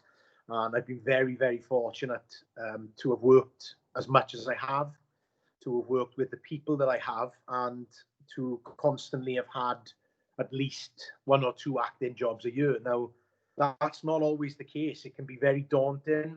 I think one of the things we were told when we were leaving drama school was 75% of you won't be acting 3 years after you've left drama school. 10% of you will be jobbing actors, maybe 1 or 2 jobs a year, and then after 10 years, you probably won't be acting anymore. And then there was like the rest, I'm not very good at maths, sorry. The last percentage, you might be the lucky ones that get some really good jobs and stick with it for a while. And then there's like 2% of you that will get that one job, and then everybody will know who you are, and you'll have made it. So it can be quite daunting getting into this industry, but the same side of things, it's something that fills you with, everybody has those dreams, and you see it on all these reality shows that they do now, like the X Factor, and there's millions and millions and millions of brilliant singers out there, and they all come on the show and they've all got the same story. It's been a dream of mine since I was 10. It's been a dream of mine since I was 5. Now, that might be true, but there are millions of actors out there that will never be seen. They say some of the best actors in the world will never be discovered, and it's a real shame. But there are so many opportunities. Like I said, there's local schemes, local groups, community groups that you can join. You can go down the educational route, which is the route I stayed in. I stayed into school until drama school is basically university, but without having 3 or 4 lectures a week and the rest of the week to party. You're in from 8 a.m. till 6 p.m. every single day. It's kind of like, I don't know if you've seen Fame, it's like that. It's just a school for the performing arts, but at the university level. So yes, that was my route into it all. And yeah, obviously, when you leave drama school, you become a professional actor. That's your title then, I suppose. And you just go to the meetings. If you're lucky enough to get an agent, they set you up with auditions. You go, you get scripts, you learn the scripts, you do your auditions, and then you hold everything you can cross that you get the job. And that's the way it is. I feel like over the last sort of, what is it now, 2020, I graduated from drama school in 2010. So I've been out as a professional actor for 10 years. And I feel now I'm only really scratching the surface and unlocking the doors that will hopefully catapult me up to those next stages of a successful acting career. And in the last 10 years, I've been very, very lucky to have worked with some of the people I have. But even when you do get those, there's been countless jobs. So for instance, I got my first lead role in the West End in a play, and to an actor, that is a massive, it's like getting your first Welsh cap for the rugby team. And it was an incredible experience. And I thought, oh, brilliant, this is going to catapult me now and put my name about, and I'm going to get loads of job offers. But sometimes it's not the way it works. I went off the back of a 3-month run in the West End of playing the lead, having great reviews. I did get some job offers, and it sort of went back. So sometimes you feel like you go 2 steps forward and 1 step back, but that's just the way it is. And you've got to be mentally tough as well. That everybody gets like that. Most recently, I think throughout this whole pandemic and lockdown, when I'm not acting, I work for my father's construction company. I did a plumbing course in the nights with Gower Swansea Gower College, Swansea, to get a plumbing qualification. So I've got that something to fall back on. When I'm not acting, I can go out on my own, I can do plumbing work. And I've been very fortunate enough that my dad has always had a job for me in his company. So when I'm not acting, I can come back and I've still got a wage every week. Every Friday I've got a wage. It is difficult. The last 5 years, I've been very lucky. I've done nothing but American TV shows, and especially the show I'm in now, Outlander. It's quite popular all around the world. I've gone up a couple of tiers, if you will. My profile's been raised because of the show. I owe a great deal to the show. But for instance, last year I really had a taste of what these big stars really have every year. I think last year I was on about over 70 flights last year, flying up and down the country, over to America. Some of these people flew me out there to do press and these conventions and these American networks. I was being flown places first class, and then 2 months later, when all that finished and we'd finished shooting, we were just waiting for post-production to get everything edited and to release the show on TV. I was back at the building site in November in the freezing cold, waking up at 7 a.m, mixing concrete in the rain. So it's sometimes feels like I'm living two people's lives. 1 year I was a jet-setting actor with my own trailer and all these rewards that go with that, and then all of a sudden I'm a labourer for tradesman mixing concrete in the freezing cold. So it's quite an up and down lifestyle. You've got to be mentally tough to stick with it. You have dark days, and you think, well, I just want to, jack it all in now. And before I got Outlander, I actually was lined up for a job in Welsh Water. I've got a fiance now. We've got a beautiful home. We've got 2 puppies.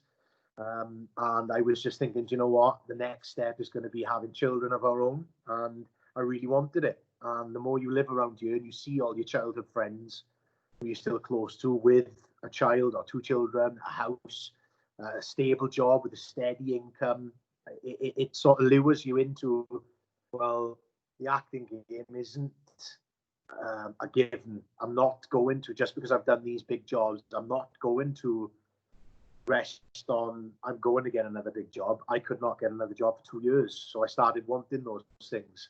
So you do get those days where you find it difficult and you just want to have a normal life and you don't want to have to worry about when you're going to get your next big paycheck from, or how you're going to support a family. Or sorry, I'm holding this camera terribly.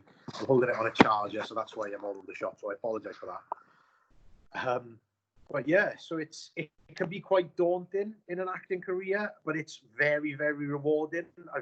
I used to be quite, I used to blag a lot of things through life. I used to be, like I said, the class clown, always the one telling the jokes, or never taking anything seriously when I should be.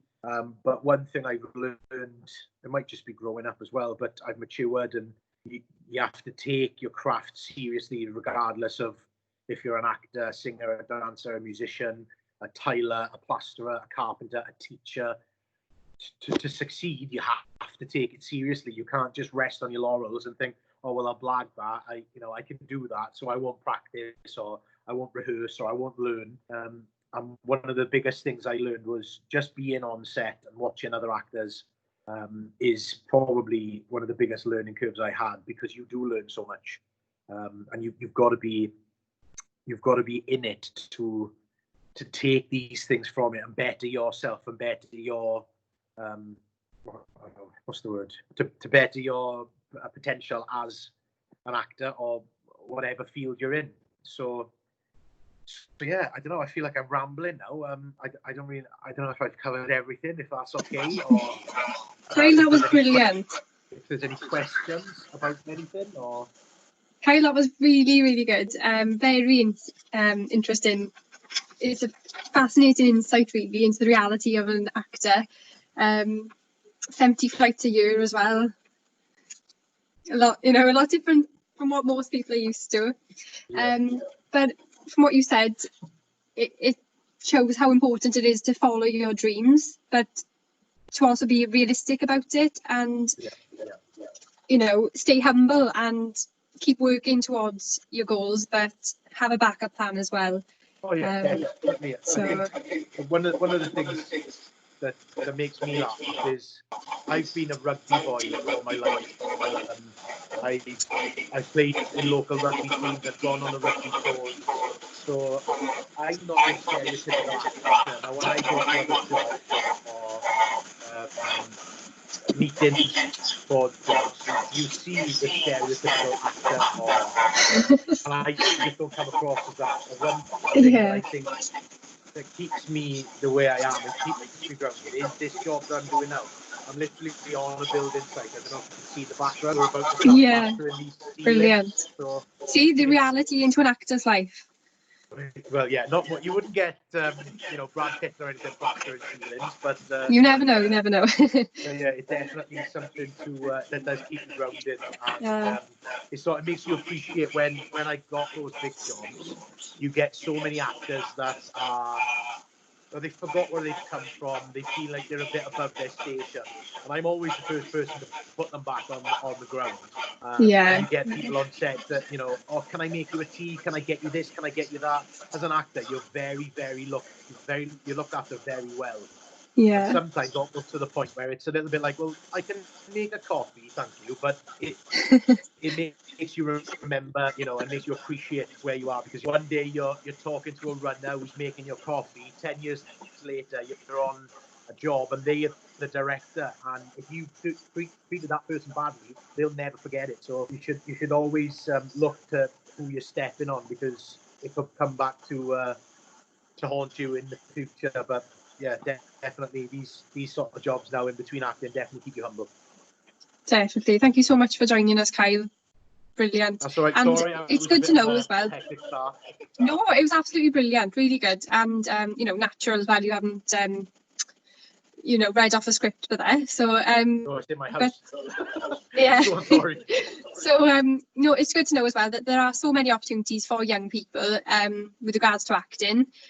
It might be harder these days to get through, you know, get through and get to the top, but the opportunities are out there if you want to work for it and dedicate to your craft, like you said, you know. So yeah, thank you very much. And everybody said, I think the advice to keep grounded and have a backup plan is real well done. Very interesting, enjoyed your story. Love the insight of being an actor, fantastic. Thank you, that was great. So everyone's really enjoyed. Thank you again, Kyle. I just want to say one more thing as well before I go. Okay. Just to pick up on what you said there is, don't let anybody, because where we come from in Port Talbot, it's very narrow-minded, and there's a lot of mentality that, well, you could never go and do that, or you could never go and earn money doing that. I was very fortunate. I've been very fortunate my entire life, but I had parents who helped me get to where I am, who wanted me to chase my dreams. So my fiance, she was a phenomenal dancer, but her mother had instilled in her that she needed to pay the bills before she chased her dreams. And now she doesn't do anything in the performing arts. And it's a crying shame, because I've seen videos of her and she was a brilliant dancer, absolutely great dancer. But don't let anybody tell you that you can't do something, whether it's pursue an acting career, play an instrument, you know, build a house. Just have the belief in yourself to go and do something. And you won't be perfect at everything you do. I'm not, nobody is. And the thing that you've got to learn is, the more you fail, if you fail 10 times, you know that on your 11th time you're going to nail it. So just don't be afraid to fail at things. Don't be afraid to make, sorry for my language, an arse of yourself, especially in this industry. And don't let anybody tell you can't do it, because you can. And the only person that is your actual enemy to stop you from doing things is yourself. So just, you know, crack on and do whatever you want to do and be happy. Brilliant advice, Kyle. I love that.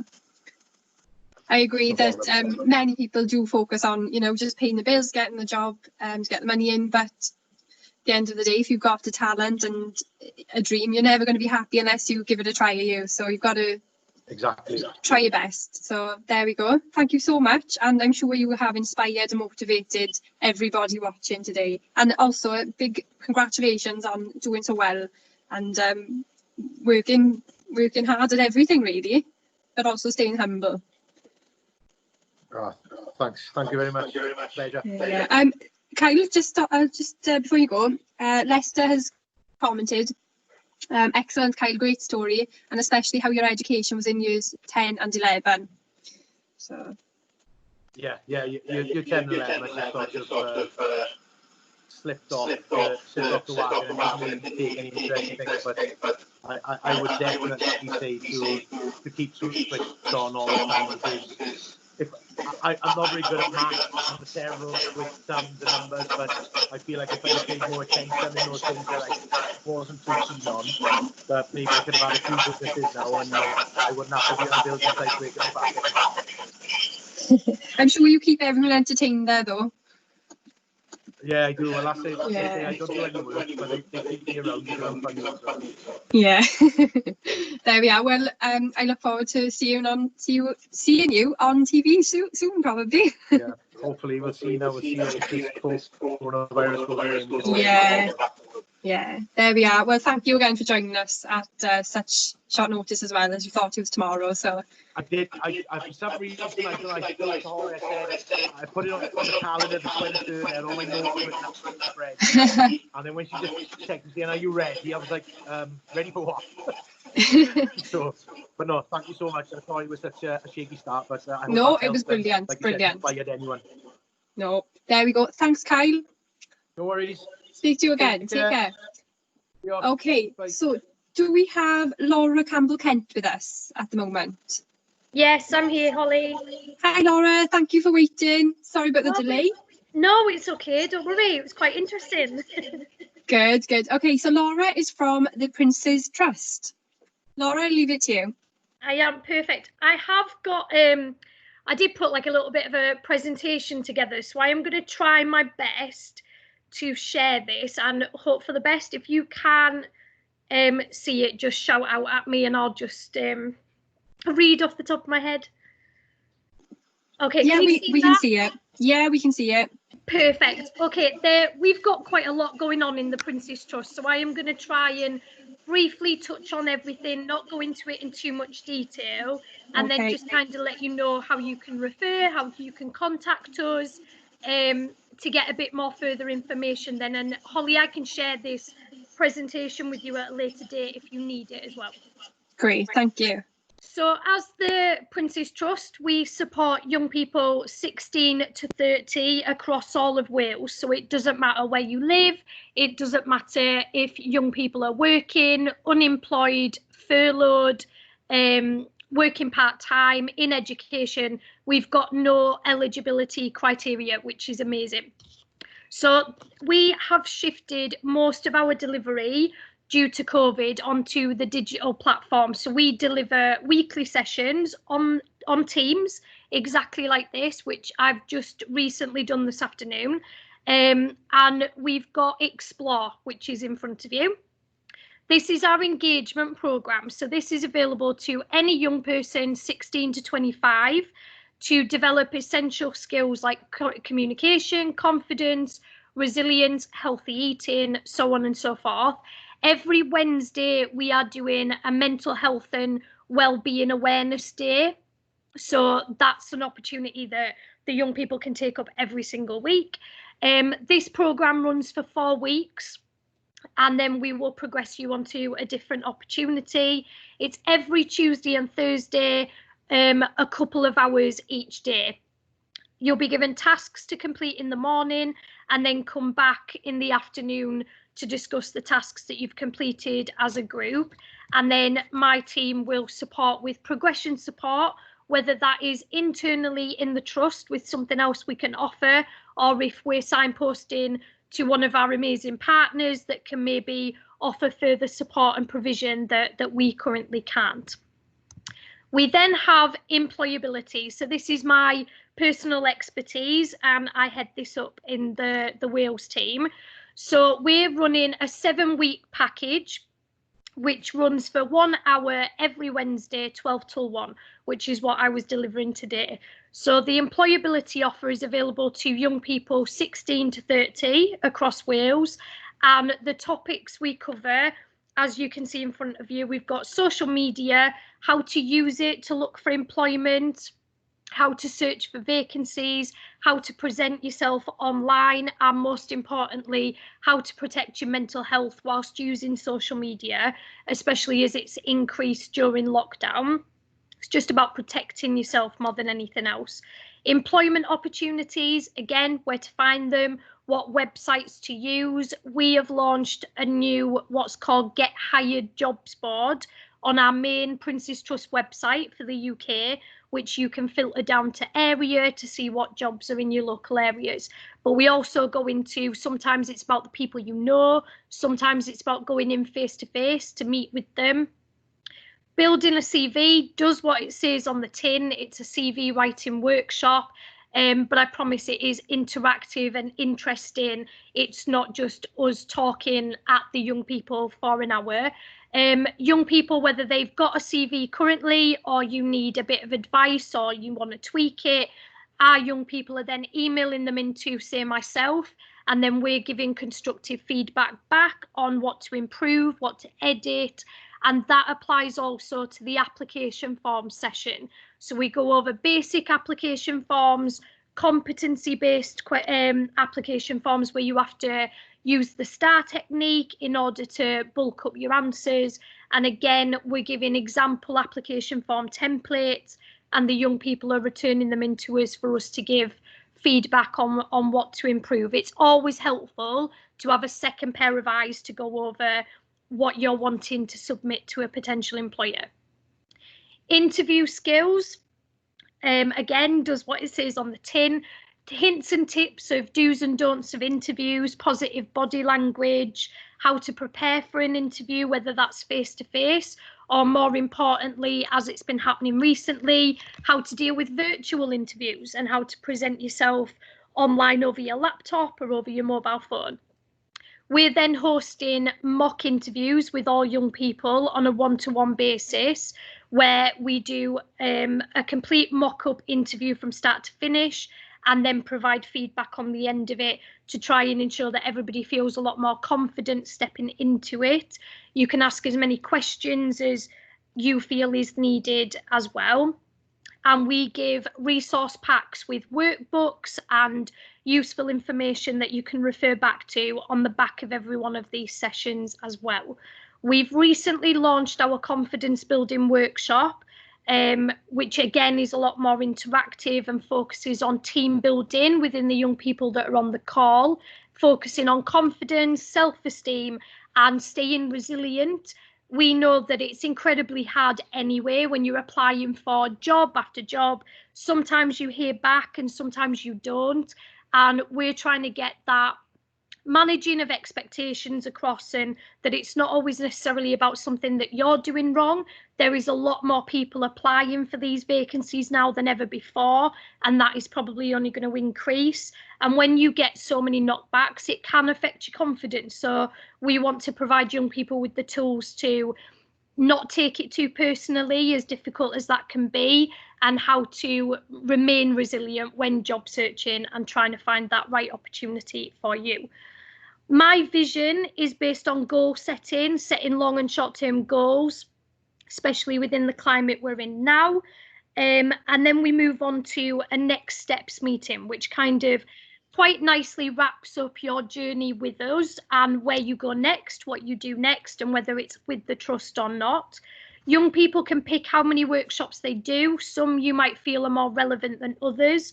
So we try to ask everybody to do a minimum of 4, so that we can then sign you off that it's had some sort of an impact. You gain certificates for each one that you've completed. And for all of our next steps meeting to date, since launching this in lockdown, we have had one of our celebrity ambassadors dial into each next steps meeting just to give a little bit of motivation, a little bit more inspiration, and more importantly, recognise the hard work that young people are putting in during lockdown by dialing in to these types of opportunities from home with nobody kind of sitting there saying you have to do this. So we wanted that to be recognised for the young people to feel proud of themselves, essentially. And then progression support is up to 6 months support from ourselves within the trust just to kind of end that online journey. We are hoping that our face-to-face programmes, like our Get Into Retail, Get Into Construction, will start to return hopefully from January 2021. I am going to briefly skip that one. We've then got Enterprise. Enterprise hasn't gone anywhere. So if you've got a business idea that you'd like to explore and you're not really sure if you'd like to go self-employed or not, you can participate in our Enterprise course on Teams, which is delivered over 3 days with various breaks in between. It's available to 18 to 30-year-olds across Wales, and they'll cover everything that you need to know about becoming self-employed, marketing, tax and business finance, laws and legislation. You'll create a business plan that is good to go. If you feel confident in stepping into that self-employment environment, you can apply for a Will It Work grant through ourselves, which is up to £250 to test your business idea in the local area. That money can be spent on materials, marketing, business cards, whatever it may be, to help get that test off the ground. And then we can put you then through to our business launch group, which is a little bit like Dragon's Den, but not as scary, I want to say, where we will put you in front of a panel of our volunteers and staff members, where you'll just basically sell your business idea. And then we can support you with applying for loans that the Prince's Trust work with as providers or externally. And you can be assigned a business mentor who can provide support for up to 3 years if you need it. Enterprise Relief Fund, really, really quickly. If you do know anybody at all aged 18 to 30 who has set up a business in the last 4 years, and wasn't eligible for the UK grant scheme when we stepped into furlough, they could be eligible to apply for our Enterprise Relief Fund. The application form link is here, but it is also on our main Prince's Trust website and our social media, Facebook, Twitter pages. The closing date for those applications has come out today, and that will be the 31st of July. So if there is anybody that you know or you feel would benefit from this, I'd highly suggest applications being put in as soon as possible.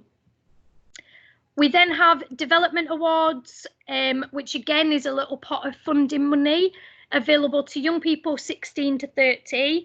There is an application process that will need to be completed, but you can access up to £150 to help overcome financial barriers to get you into a positive outcome, whether that's employment, education or volunteering. It can go towards tools or equipment, course and training fees, clothing for interviews and work experience, or transport costs over the first month that you gain employment until you get your first paycheck. That is something that we continuously run and isn't going anywhere. So our online delivery is all we have available at the moment until we start to reopen our centres. So it's available to young people across Wales. It can be accessed on Teams via mobiles, tablets, laptops or PCs like today. You will be emailed a registration form that has to be completed before you're provided with the calendar invite to the actual live session that takes place. I have got some positive feedback that we've had from young people throughout lockdown, but hopefully Holly will share that with everybody on my behalf. And then finally, how to refer. So we have a national customer service contact centre that is based in Wales, but they're all working from home at the moment. It's a free telephone number. Live chat is available on our main Prince's Trust website. And we do have our very own Prince's Trust Cymru Facebook, Instagram and Twitter pages, which are updated every week, if not every day, with provision that we've got going on. You can private message the Facebook page and it's picked up within my team on the ground. If anybody, such as any partners within the areas, whoever's got my personal email address can contact me directly.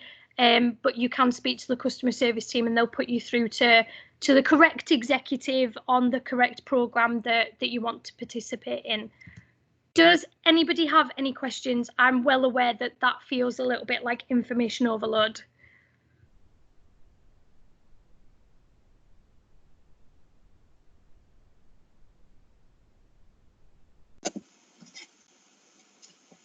Hi, Laura.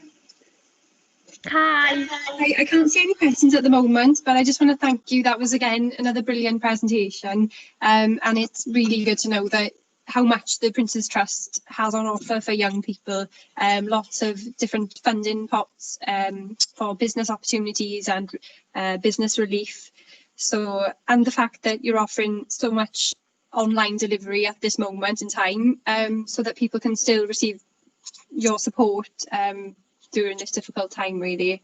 So No, you're more than welcome, and it's a really good point that's very similar to today. Young people are dialing in and they don't feel obligated to have their cameras on, and they're building really good relationships with young people that live in different areas within Wales to themselves. So it's that's brilliant. A positive effect. It means it's more accessible to people, and people who wouldn't usually attend maybe a regular event face to face, you know, they may feel more comfortable speaking to you online as well. So there we are. Well, thank you very much for joining us. If anybody has any more questions for Laura, please pop them in the chat box and I will get in touch with Laura for you to answer those questions. Thank you, Holly. Thank you, Laura. That's great. Okay, next up we have Alison Vaughan, Learner Support Officer from Adult Community Learning. Hello, can you see me okay? I can indeed, and I've popped your posters in the chat box for everybody to see as well. Absolutely brilliant. Thank you. Yeah, there's a lot of posters with information for everyone. Just to explain, adult community learning briefly is further education for anyone aged over 16. So all of our courses are available to 16 to 24-year-olds. And we run courses mainly for employability skills, such as our work skills program, and literacy and numeracy skills, and IT skills. So employability skills, we've got a lot of courses we're running online now, such as admin, resilience, retail, hospitality, etc. And we're hoping that come September we can start gradually to return to classroom-based learning as well. So we'll be running them side by side. There's no eligibility criteria for these work skills courses. Thank you, it is listed there. That's the full range at the moment.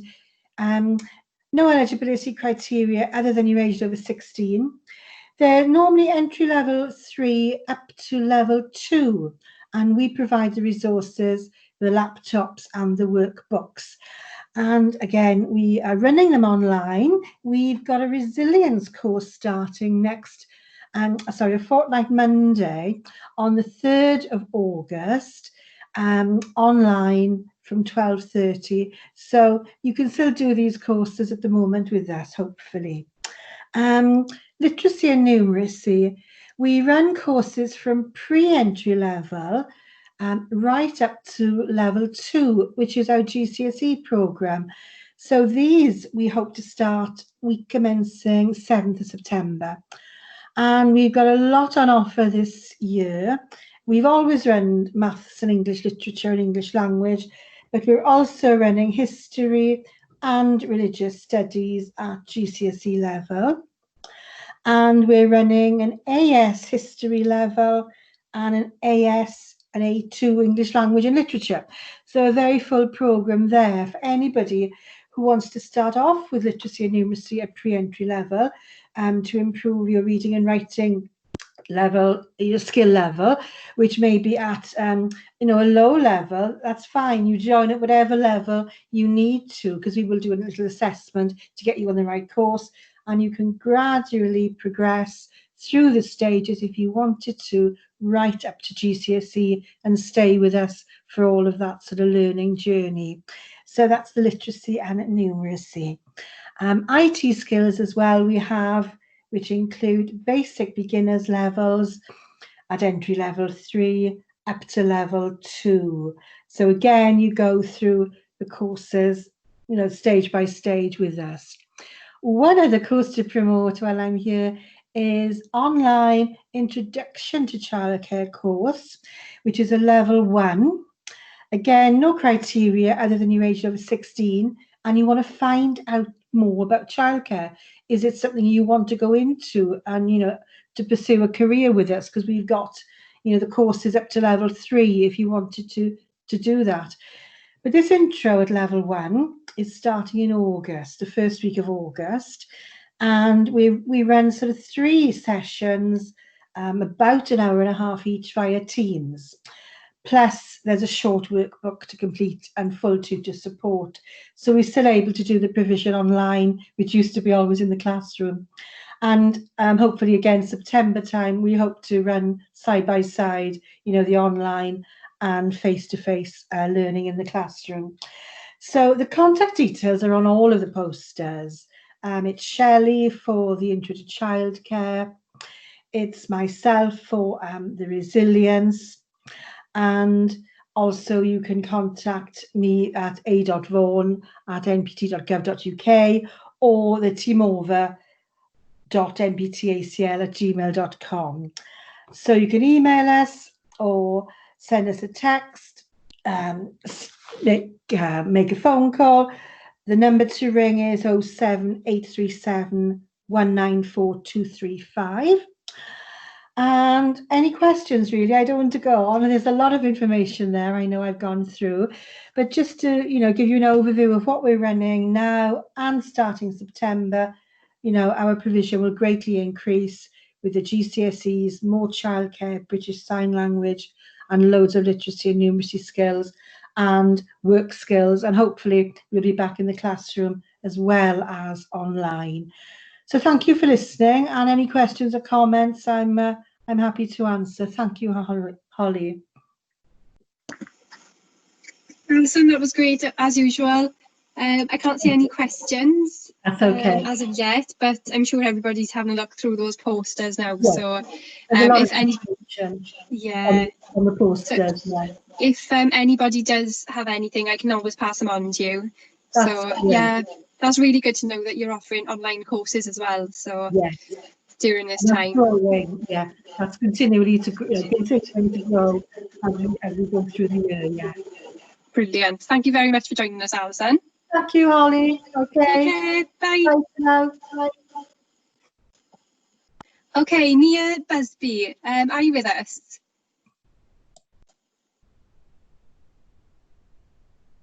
I am, bear with me, Hall. Fabulous. So next up, we are a little bit delayed, so apologies everybody. We have Nia, who is our C4W Youth Mentor for the Western Valleys, and she's going to be talking to us today about CVs and cover letters. Thanks, Nia. Hello, are you okay? Everybody okay? Can you hear me? We can, yes, thank you. Yes, okay. So I've done a little video previously on cover letter on CVs. So today I'm going to talk about cover letters, and then if you've got any questions about cover letters or CVs, just pop me your hand up in the thing and I'll respond, okay? Right, cover letters.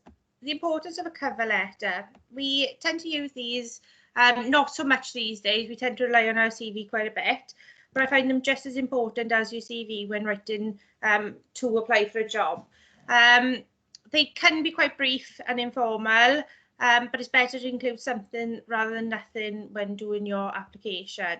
So they just give a little bit more insight into you as a person, and it just highlights your skills and experience a little bit more than your CV would, because obviously you keep your CV quite brief. So when you're formatting a cover letter, you want to start with your name and address. Your contact details is just as important to include them on your cover letter as well as your CV, and then try and find out your recipient's address, so the company name. You try and find out the hiring manager's name if you can, even just give them a call, etc. But if you can't find the number, then hiring manager is adequate as a title. And then you write the first paragraph of your letter, aiming it at the job you're applying for. So writing it, highlighting the job advert, where you saw the job posted, and why you think your skills and qualities are relevant for that post. I have got some printouts, not printouts, screenshots for you. I think Holly's got them for me. If you can upload them, Holly, that'd be brilliant.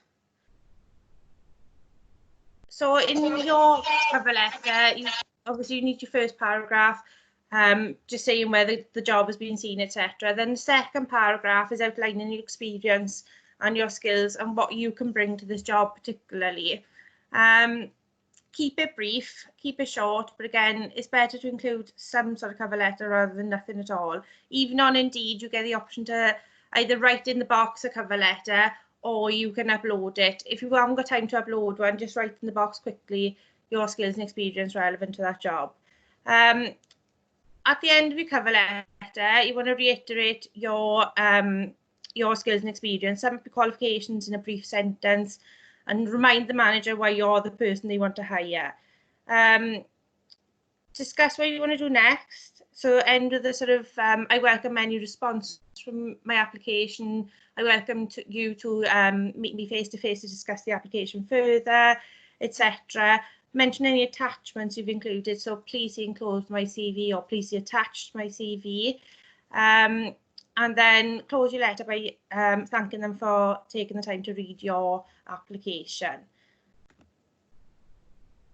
I'll just check. Holly, are you able to upload those for me? I have Neath, they're in the chat now. Brilliant, thank you. So the tips for writing a CV. Again, very similar format and layout to your cover letter, but keep it brief. You don't want to go more than 2 pages on your CV, same as you don't want to go over a page on your cover letter. And you want to highlight everything you've done previously. So your personal profile needs to be short, 3 to 5 sentences, a little paragraph as to who you are and giving the employer an idea of your background.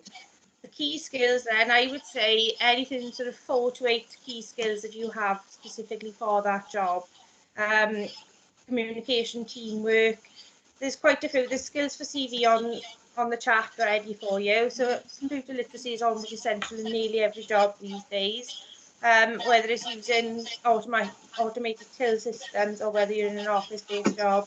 Sometimes in construction sites you need to keep reports and things as well, so it is essential to have some sort of computer literacy. Problem solving and creativity, they are quite good skills to have if you're going for sort of marketing, anything like that. Interpersonal skills, again, comes alongside your communication. And it just shows you able to build rapport with people, build good, strong working relationships with people. Understanding and organising are also key skills for employment. I'm getting quite a bit of feedback. Okay. Yeah. Good. Yeah, all sounds good.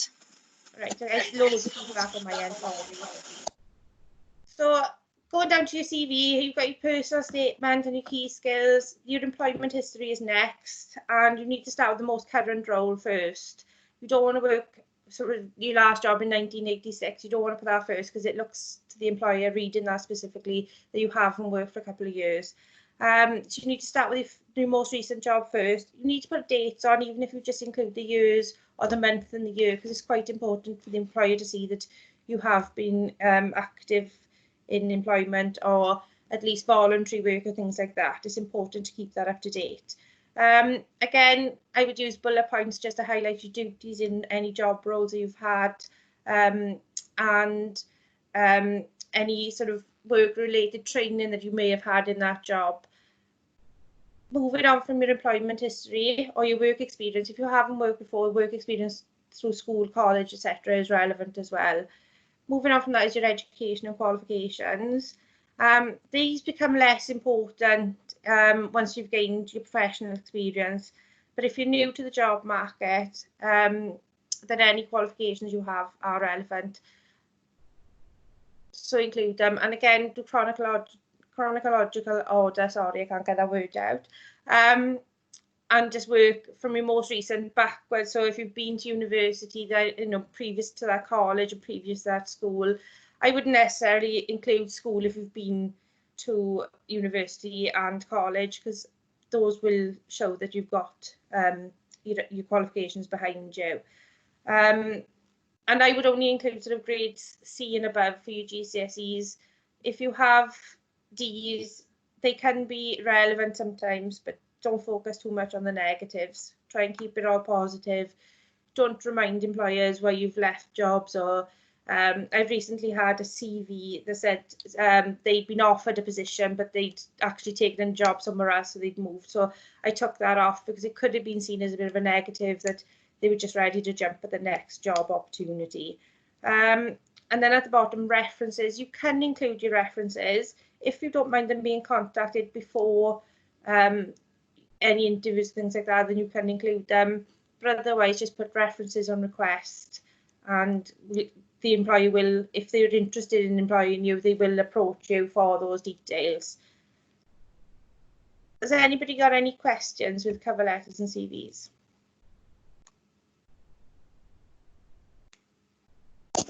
I can't see any new, but those posters that you shared were brilliant, so I'm sure they will be very useful to everybody as well.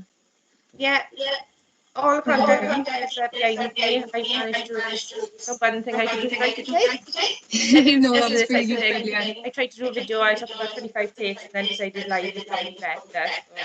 Yeah, no, that was absolutely fantastic. Thank you very much, Nia. No problem. Very useful information. Okay. Some really good advice there. So yeah, as you can see from behind Nia there, it says to contact us on 860160 or jobsupport@npt.gov.uk. So if you do want any help with your CV or cover letter, just get in touch with us, and then one of our mentors like Nia can help you with that. So brilliant. Thanks, Nia. No problem, thank you. Bye. Okay, so next up, we have Laura Jenkins from Big Ideas Wales. Are you with us, Laura? We are running behind. Hi, Holly. Yeah, How are you? Brilliant. I'm okay, thanks, Laura. How are you? Yes, I'm very well, thank you. Good. Okay, I'll hand it over to you. Sorry about the wait. No, that's okay. That's not a problem at all. I'm just going to locate my presentation because for some reason it's not showing up where it should. So please bear with me, everyone. There we go. Okay. There we are. I hope everybody can see that now. Yes, we can. Lovely, fantastic, thank you. Good afternoon, everybody. My name is Laura Jenkins and I'm the team manager for the South Wales Big Ideas Wales team, and I'm online today to talk to you about self-employment as an option to you as young people. You would have heard a little bit earlier on from the Prince's Trust, and just for you to be aware, you are able to access both the Prince's Trust and the Big Ideas Wales service simultaneously. We'll work very closely with the Prince's Trust and have an excellent relationship with them. So I just wanted to put that out there in the beginning. Okay, so what I'd like to talk to you about is exactly who we are as a service. So we form part of the Welsh Government's Business Wales service, which is the umbrella organisation for all business support delivered out of the Welsh Government, and that's all free for you to access. Our service specifically is designed to support young people looking to start a business, and you need to be aged between 16 and 25 to access the Big Ideas Wales service. It's free to access because it's fully funded by the government and European funding. And through the programme, you're able to access one-to-one advice from a business advisor, mentoring from a network of role models. We have a series of webinars that you can access, and we also run 2 boot camps a year specifically for those who are just about ready to set up their business and start and go live. So I'm just going to drill down a little bit more detail what each one of those services looks like and how you access it, and then I'm happy to take any questions at the end. Okay, so business advice and mentoring. So our business advisors have excellent backgrounds. They've run their own business or they've had a business background for many years. So have lots of the right experience to provide you with the best possible advice to get your business started. So what they're able to do is support you with a range of business issues, which can include developing your business idea. So if you have an idea and you think, I'm not really sure how to start this, or you may have a hobby and think this could turn into a good business, but I have nowhere to start. Our team of advisors will support you with that, and they will give you the best advice there is. They can support you with your market research and how you go about looking at your competitors and why market research is such an essential part of your business plan and why it's important to do it in order for your business to become successful. They can also support with financial planning, costing and pricing, and help you look at accessing finance. So if there's anything that you're eligible to apply for in terms of grant funding, or if there's a specific loan that you would like to apply for, they can support you through that application process also. We have, the same as everybody, adopted a digital way of working during the pandemic. So currently our appointments are carried out either on the telephone, or we're happy to do video appointments via Zoom, via our 3CX platform, or via Teams. Whatever your preference, you just let our support team know when you speak to us and we will arrange for it, whichever suits you best. Also, as part of the advice and mentoring is a network of role models. Our role models are volunteers, essentially, who have started and delivered and grown fantastic businesses, and what they do is give back. So they utilize their expertise in order to provide you with those expertise so you learn from them. We have over 600 role models within the network, and all are accessible via your business advisor. If you need a certain type of support that the advisor thinks, I know the right role models to support you there, and they will sort that out for you also.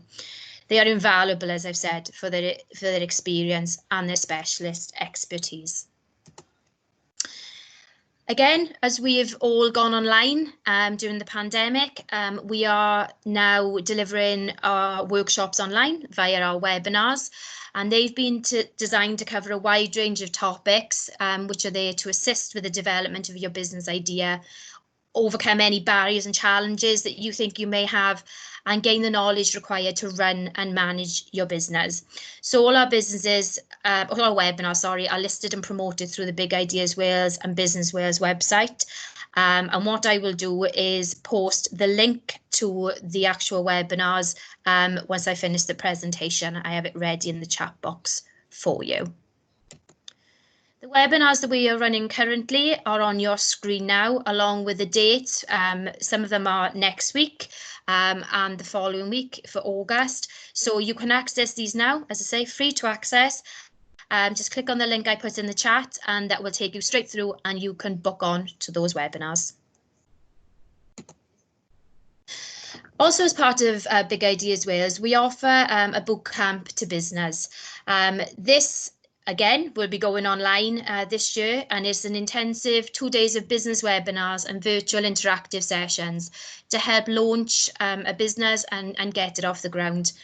What we look at with a bootcamp is that you're already being supported by Big Ideas Wales through one of our business advisors, and they will put you forward for the bootcamp, and they will look to see that you've recently started a business within the last 3 months prior to bootcamp, or be intending to start that business following the 3 months after bootcamp.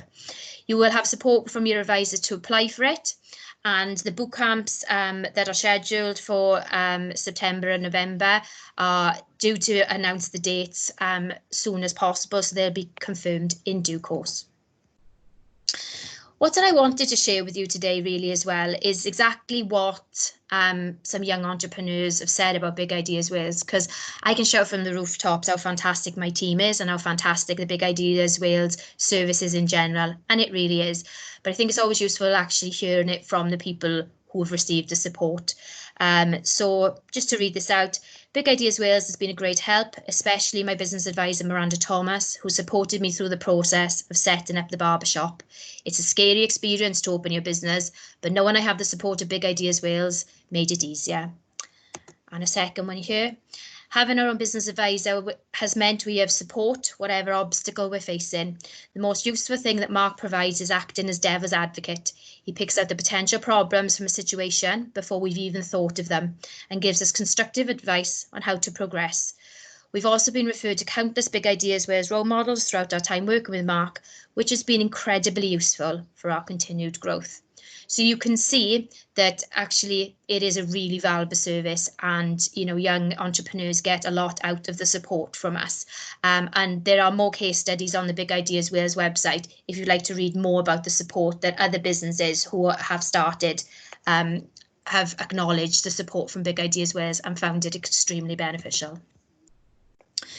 In order to contact us, you have the telephone number, which is 03000 6303000 on your screen. That is the Business Wales Contact Centre, who are the first line of inquiry, and then you will be referred to the local centres in order to access your local business advisor. In your area at the moment, in terms of Neath Port Talbot, you have 3 advisors. You have access to Miranda Thomas, Mark Adams and Sean Davis. And then you have the website, which is businesswales.gov.wales/Big Ideas Wales.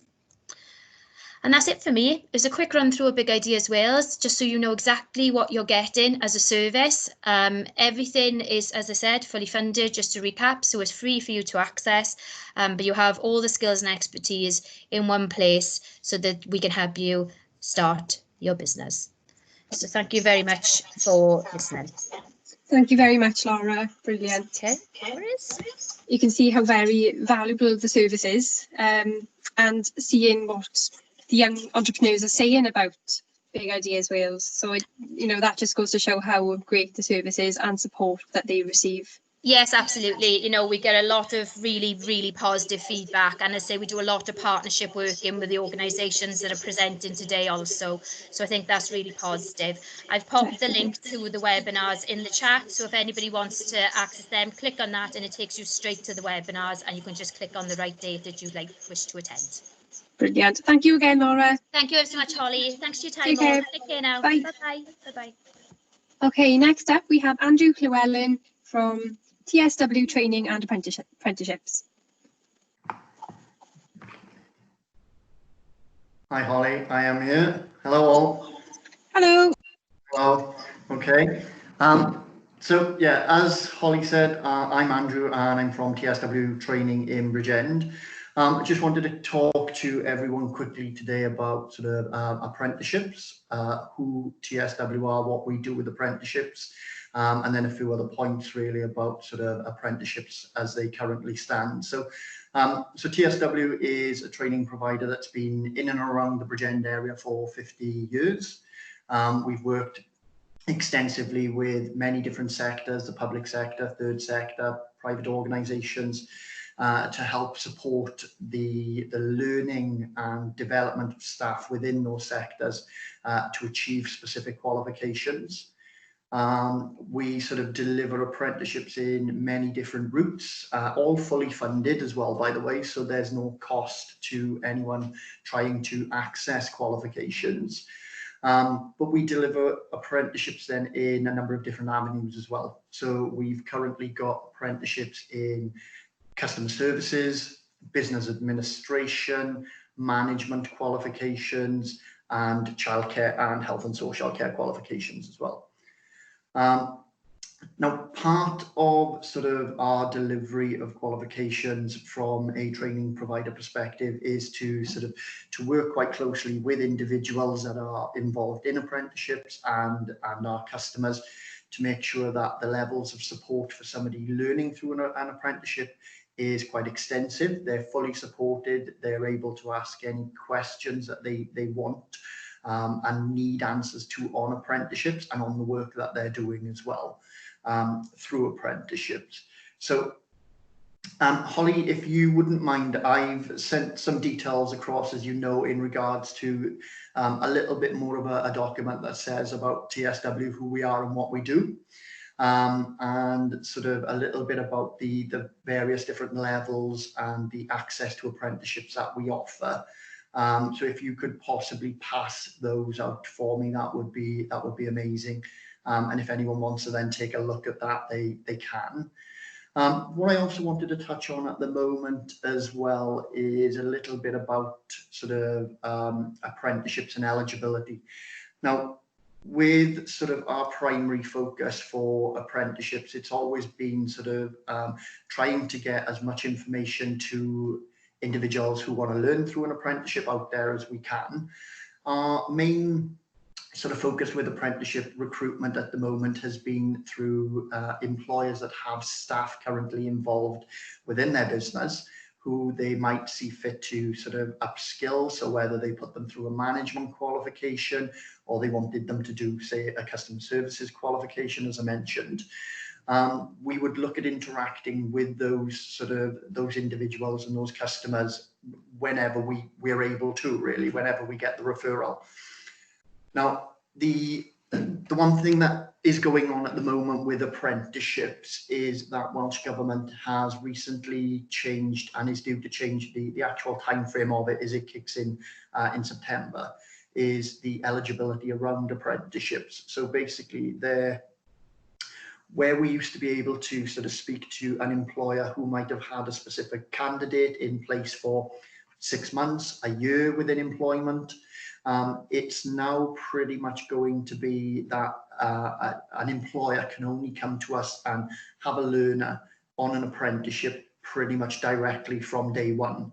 So we're just trying to sort of emphasize to learners out there that, you know, the access to apprenticeships and the eligibility around apprenticeships is now going to be somewhat narrowed. So if you are really thinking about accessing an apprenticeship and that is your preferred route, apprenticeships are really looked at as an earn as you learn sort of way of getting new skills. They do also include things like your essential skills as well, where you can sort of look at your maths and your English through the development of qualifications as well. So they cover all of those sort of within that sort of topic of qualification. So in regards to if you're currently sort of looking at employment and you want to sort of access to qualifications, what you need to be talking to employers about is sort of whether they would take you on directly as an apprentice, and then you could sort of approach TSW in order to be able to deliver the specific apprenticeship for you.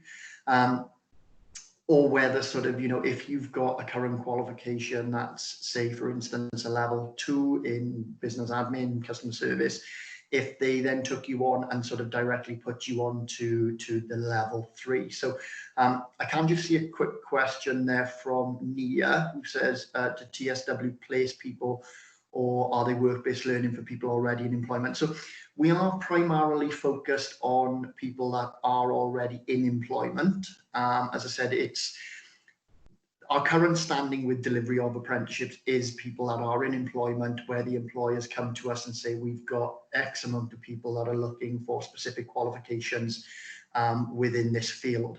However, as I said, with the eligibility coming into place from Welsh Government, we may sort of essentially have to shift our focus to maybe trying to place people that are looking for apprenticeships as well, because the only way really to access certain apprenticeships now will be through direct recruitment into apprenticeships. So, you know, we're always happy as well to maybe take some details for people that are looking for apprentices and apprenticeships, and sort of go out to our employer base and see if there is any scope for people to become apprentices within that company as well. So part of the details that I've sent across and Holly has put up on the screen is an inquiry form, which allows you basically to sort of fill in your details, tell us what it is you're looking for. I mean, if you're looking for employment and are looking for a specific access to an apprenticeship, we may be able to help you with that. If, you know, if something comes off the back of this event today and you manage to get, you know, employment out of it, or you've managed to find employment, and sort of you're specifically looking at an apprenticeship and you can have that conversation with an employer about taking you on as an apprentice, again, just contact TSW, and what we can do then is we can sort of talk to the employer for you and say, yes, you know, we can sign the candidate up on an apprenticeship to start working on their apprenticeship from day one of employment. So that's a little bit about apprenticeships. What I also wanted to talk to you a little bit about at the moment is sort of our drive then really for apprenticeships at the moment that we've got going on. We sort of, under the current circumstances, one of the most sort of heavily sort of affected sort of sectors then really is childcare and sort of health and social care. So we've got quite a large drive for recruitment for apprentices within health and social care and childcare as well. So if you know of anyone that's currently sort of looking to try and get into sort of childcare, and you know, or if they're currently talking to an employer and they want access to qualifications to get upskilled, again, TSW can facilitate in conversations between the individual, the employer, and ourselves to give you that bit of information about what you can access, what's available to you, you know, things like the timelines, what's included within the qualifications, the modules you'll have to study, as well as your expectations, you know, of what you can expect to be going through within the qualification. So yeah, we've got that within health and social care and childcare, but we're also looking at candidates that are interested in trying to get into roles in sort of customer service, business administration, management qualifications as well we can deliver. So if you're aware of anyone, or you're trying to currently get into an employment where you're maybe looking at customer service, business administration, if you manage to achieve that, we can also then sort of have the conversation with yourself. If you were talking to the employer about training, we can also have a conversation with you and the employer about the specific qualifications relevant to that TSW can offer, and get you signed up, you know, for that sort of level of apprenticeship qualification where you can earn a full qualification whilst you're currently in the workplace and studying then through the qualification. So it's all done in work. There's no days out in college. It's all done as you currently work through your job role. Okay, so as I said, in the details that I've provided and Holly has put up on screen, there are contact details there for TSW. There is our apprenticeship brochure there as well. So if you've got any questions, I mean, feel free to contact us. I'm not sure, I think my details are on one of the forms. I mean, I'm Andrew, my contact details are on there. Just give me a shout and let me know if you've got any questions. I'd be happy to help and sort of give you any information you need, really. Okay, so that's a little bit from me, and I'm done, and thanks for listening. That's great. Thank you very much, Andrew. No worries. Thank you, and thank Holly. you for sharing the documents with us as well. I'm sure some people will take up your offer and get in touch to find out a bit more about the opportunities that you have. Yeah, perfect. As I said, if there's any questions, just give us a shout and let us know, and we'll be happy to help. Fantastic. There we go. Thank you, Andrew. Cheers. Take care. Bye.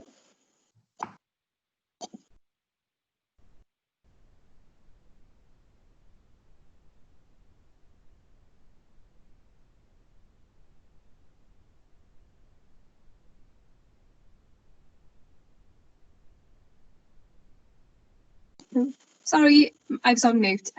Next up, we have Staff Sergeant Paul Hicks joining us from the Royal Engineer Reserves. Thanks, Holly. Hi, everybody. As Holly said, my name's Paul Hicks. I'm Staff Sergeant for the Royal Monmouthshire Royal Engineers, specifically 108 Field Squadron based in Swansea. So today I'm just going to briefly talk to you about the opportunities that are open to people wishing to join the Army Reserve, specifically the Royal Monmouthshire Royal Engineers. Happy to take any questions during or after the presentation, and I'll answer them to the best of my abilities. If I can't, then I'll get back to you as soon as I can. So just bear with me. I'm going to share my screen. I'm not the best at doing this. Okay, can everybody see that presentation? You can see that, Holly? Not at the moment, Paul. Okay.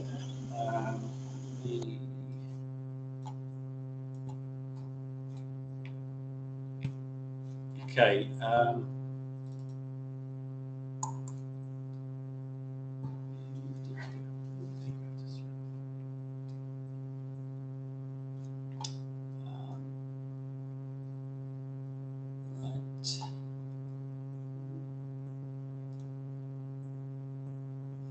Okay, how about now?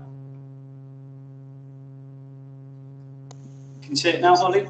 No, nothing at the moment. Okay. Let's...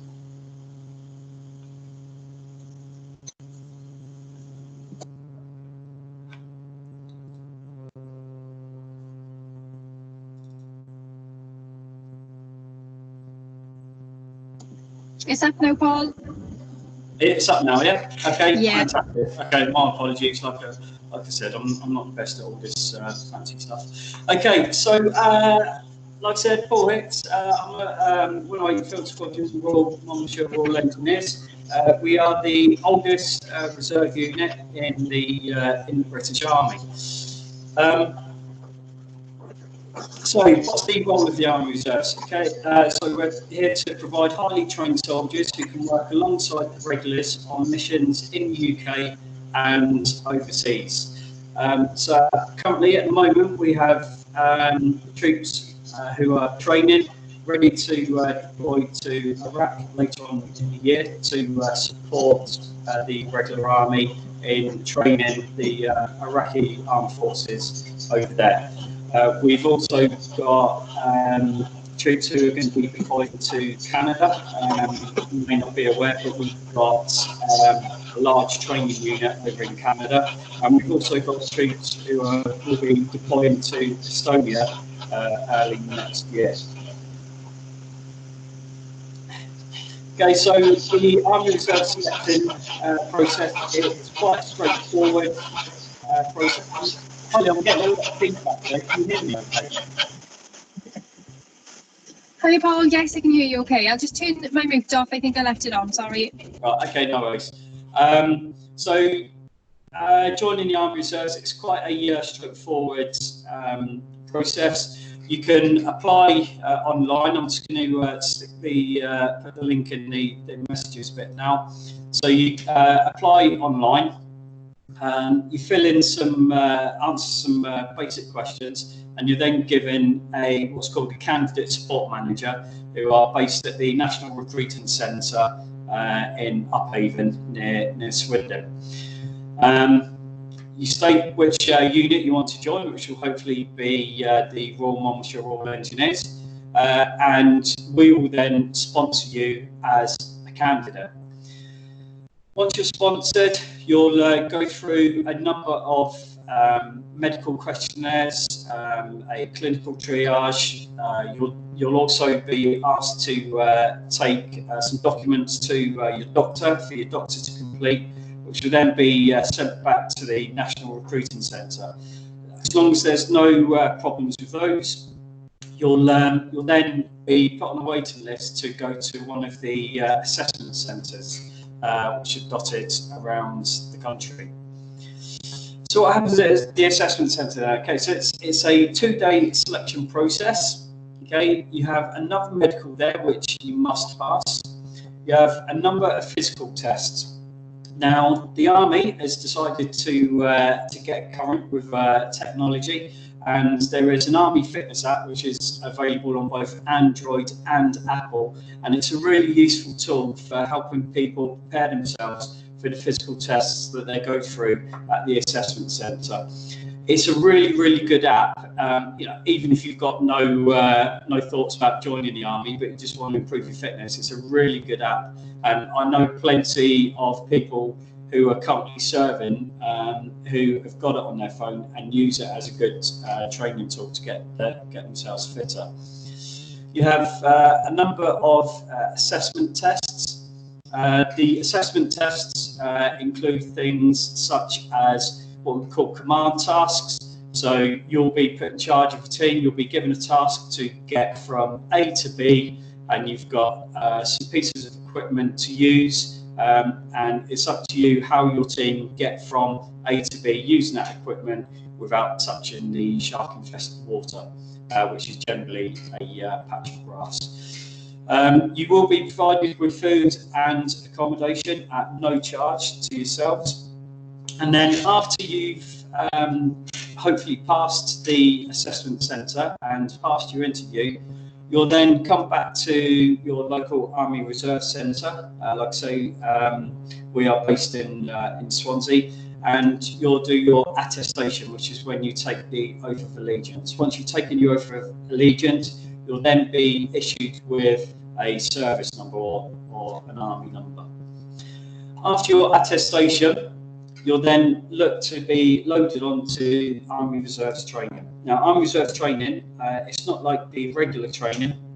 It's split into two one-week blocks. You have Alpha and Bravo.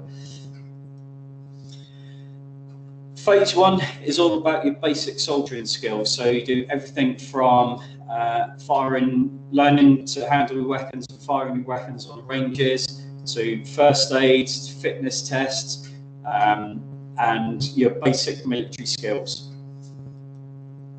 After that, you move on to your phase 2 role-specific training. Now, we in the Royal Engineers, based here in Swansea, we specialise in construction engineering as well as combat engineering. And combat engineering is quite an exciting speciality, and we focus on explosive demolitions, bridge building, fast boats, and boat operators, as well as a dozen of other combat engineering tasks. Which obviously, whenever you're doing anything related to the Army Reserves, you do get paid for. Okay, so you'll learn, like I said, combat engineering. You'll enhance your soldiering skills. You'll learn all about communication, and we can train you up on the logistics side of things, where we can get you licenses to drive some of the largest vehicles that the British Army operate with. Then after your phase 2 training, you go into phase 3. Now, this is quite a protracted process. After your phase 1, once you pass that, you are then classed as a trained soldier. You've done your phase 2 training, then go on to phase 3, as it says then, artisan or specialist training. So you can do things like carpentry, plant operator, driver, signaller, medic, or you can even be a clerk or a chef. So we do our training on a Wednesday night. We are just about to start getting back to face-to-face training. Obviously, with the current situation, we've been doing a lot of our training virtually, but as from this evening, we're starting to get back to face-to-face, socially distanced training, and we train every Wednesday from 7:30 till 9:30. We also do weekend training at least once a month, from Friday 7 o'clock through to Sunday mid-afternoon. And you do additional training days as well, additional duties, courses to improve either your soldiering skills or your trade courses, as well as adventure training. Now, on the adventure training side of things, I spent 23 years in the regular army, and I was always very jealous of the amount of adventure training that the Army Reserves did. It was a lot more than the regular army. So there's lots of opportunities to go skiing, mountain climbing, see some slides in a minute. So the Army Reserves commitment. We would ask you to do a minimum of 27 days per year, 15-day annual camp or course with training weekends and evenings. Okay, and you can quite easily get those minimum 27 days in each training year. And as it says then, the Army Reserve is flexible. What I always say is, if you join the regular army, you have to be flexible around the regular army. In the Army Reserves, it's completely the opposite. The Army Reserves are flexible around you. So it's flexible around your private life, plus your working life as well. Like I said there, adventure training, you get paid to travel, compete and explore. We've had people in the Army Reserves represent the full Army rugby team playing at Twickenham. And like you can see there, horse riding, mountain biking, parachuting, which is something that I've done, skiing, football, cricket, you name it, the Army probably does it. So pay and benefits. So after completing your phase 1 training, you get £1,000 bonus. Then after completing your trade training or your phase 2 training, you get another £1,000 bonus. And that is all on top of your daily rate of pay and your annual bounty. So there's a slide there just to give you an idea of the daily pay rates for the different ranks.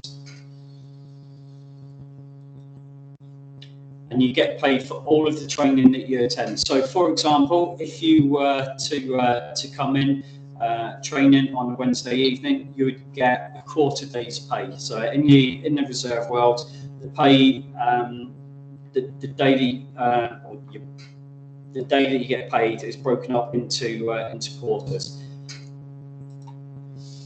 And you also get an annual tax-free bounty, as it says there. Year 1, £440. Year 2, £972. Year 3 and 4, £1,502, rising to a maximum of £1,742 after 5 years of service. But you do have to complete your minimum 27 days and do some mandatory annual training. And promotion as you progress through training, and that obviously is reflected in higher pay scales. So how to apply? You can call us direct at Swansea, or we also have another office in Cumbrae.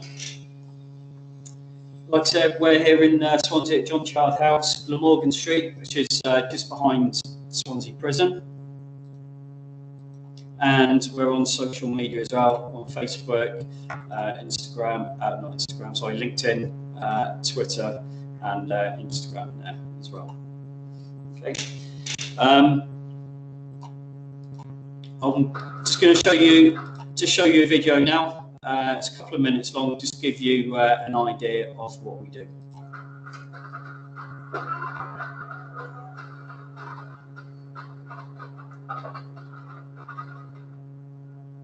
Everyone is triple traded, so they are a soldier first, then they're a combat engineer, and they're also a tradesman.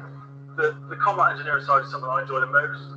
What we do, building bridges, demolitions, learning how to blow up, say, enemy bridges. We learn trenching, mine clearance, fortifications. Pretty equipped and trained how to deal with razor wire, fencing. We can do water supply, so we might go to a part of the world where we haven't got a run of water, so we can utilise sort of rivers and streams. Disaster zones after events like tsunamis, earthquakes, stuff like that, really aid in helping the local population. We also learn watermanship, so we learn how to actually draw some of the boats that we use, these salt boats. Every trade in the engineers will do combat engineering. So it's like a base thing that all engineers do. It's a 10-week intensive course and to finish off with a big exercise. So this exercise we've been targeting 3 main areas within the combat engineering realm, which is the survivability. This consisted of building fortifications, so using that civil engineering type skill set. We moved on to mobility, and we did this through bridging. We built a bridge over a culvert to enable armoured vehicles and wheeled vehicles to move through that area. And now we're moving into the counter mobility, which is preventing the enemy coming towards us.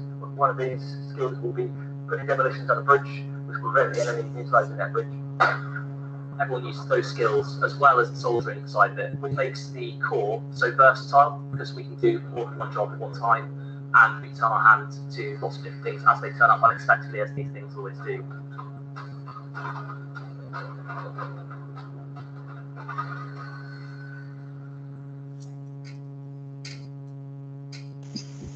Okay.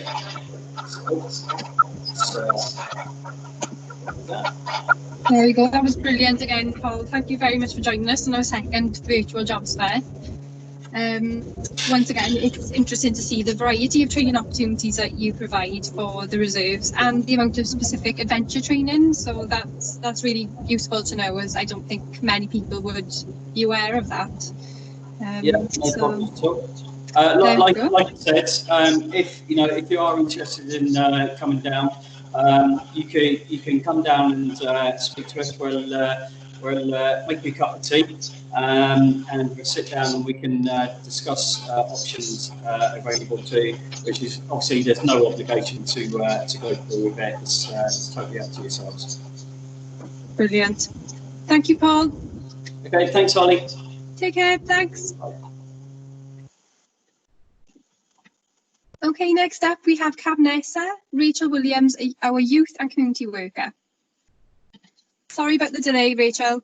That's okay, no problem at all. Hi everybody, I'm Rachel from the Neath Port Talbot Youth Service Cabnessa team, and I've got a little presentation that hopefully I'll be able to share with you if I can get this to work.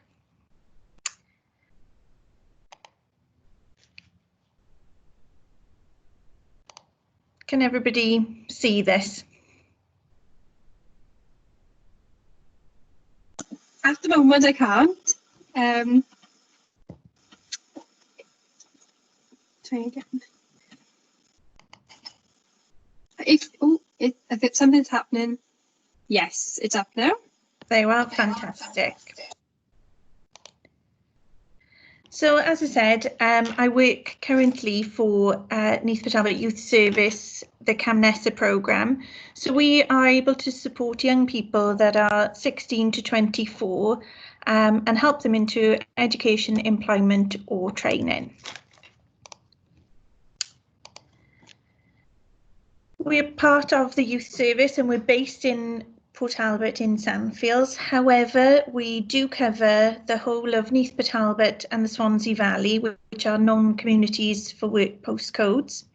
We also operate out of Neath and Port Talbot Job Centre Plus, and we provide a roll-in zone, which is a mobile provision that we're able to do outreach for some of the harder valley.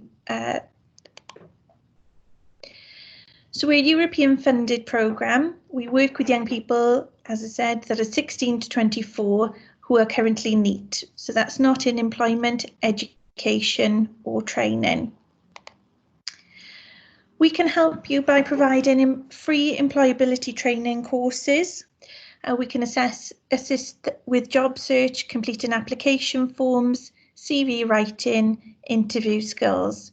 We're there to provide advice and guidance on training courses that may be suitable for you and assist with Universal Credit, Careers Wales applications, Job Growth Wales, and signposting you to the most suitable provision for your needs.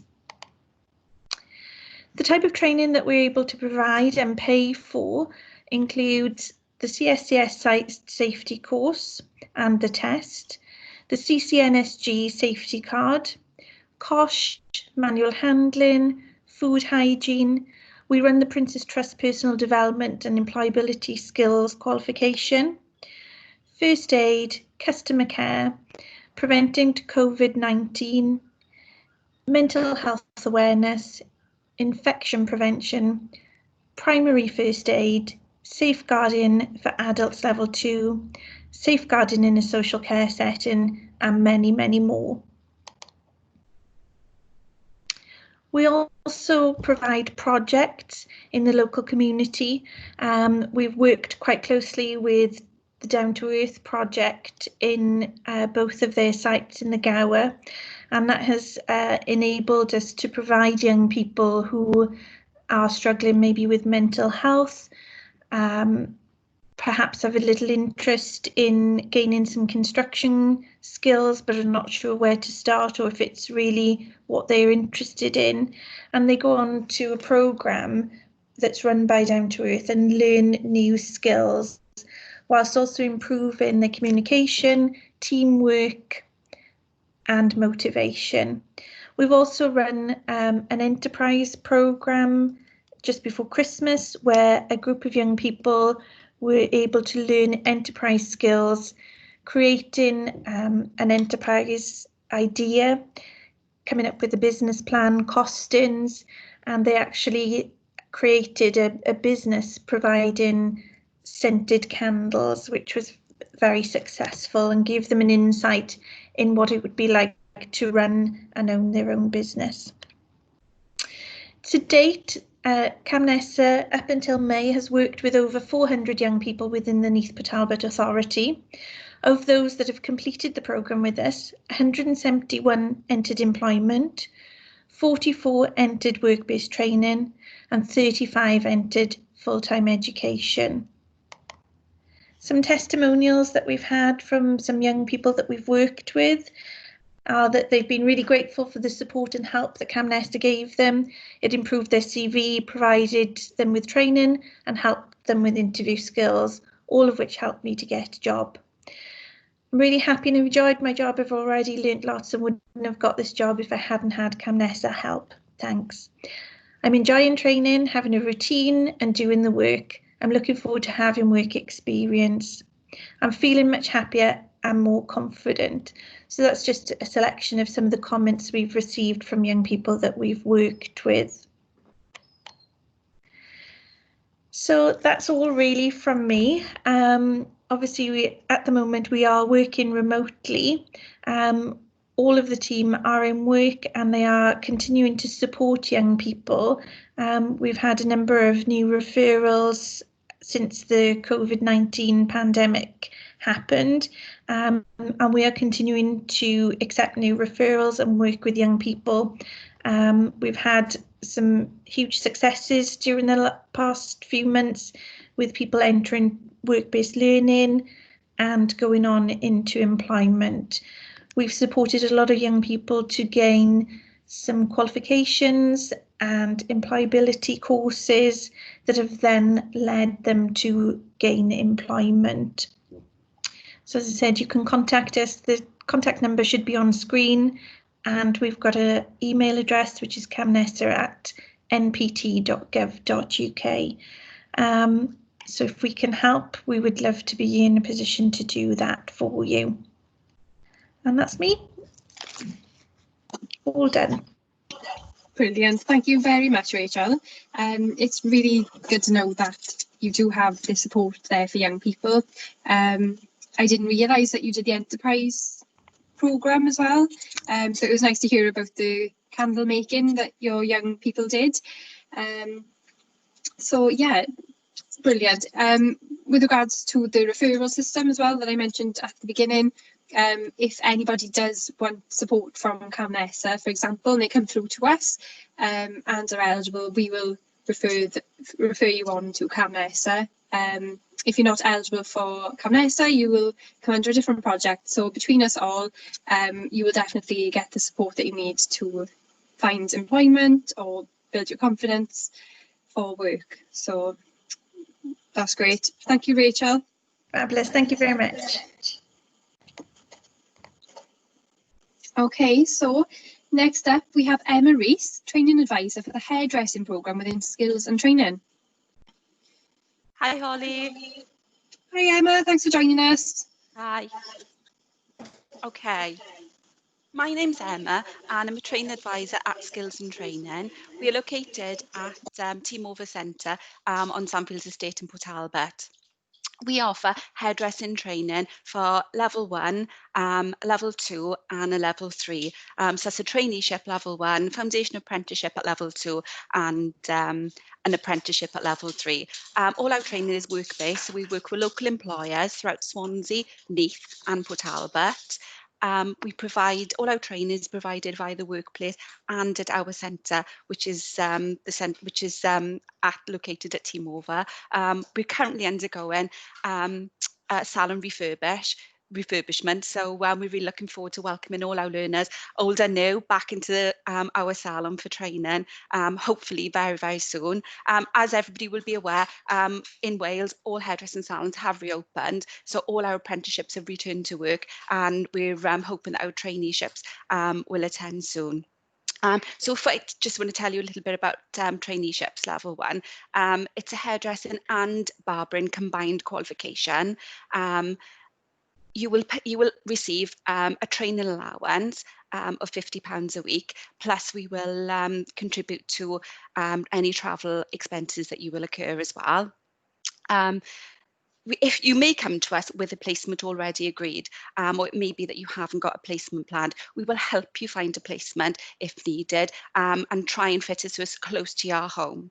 On completion of level 1, the aim is that you will progress onto a foundation apprenticeship, which is employed. So we would hope that while you complete your level 1 traineeship in hairdressing, you will work hard, impress your future employer, and become employed for a foundation apprentice at level 2 in hairdressing.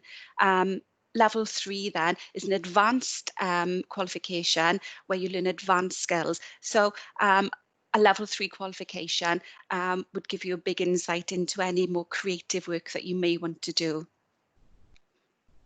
I'm just going to share now our contact details with you. So you can see we're located in Team Over Centre, Marine Drive in Port Talbot, and there's our contact number. If anybody needs to contact us, our email address is there. We will get back to you. Any questions?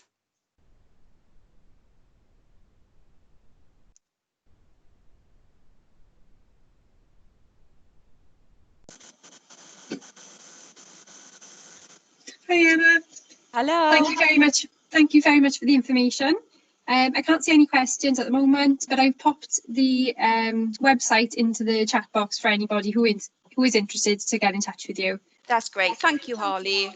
Thank you very much, Emma.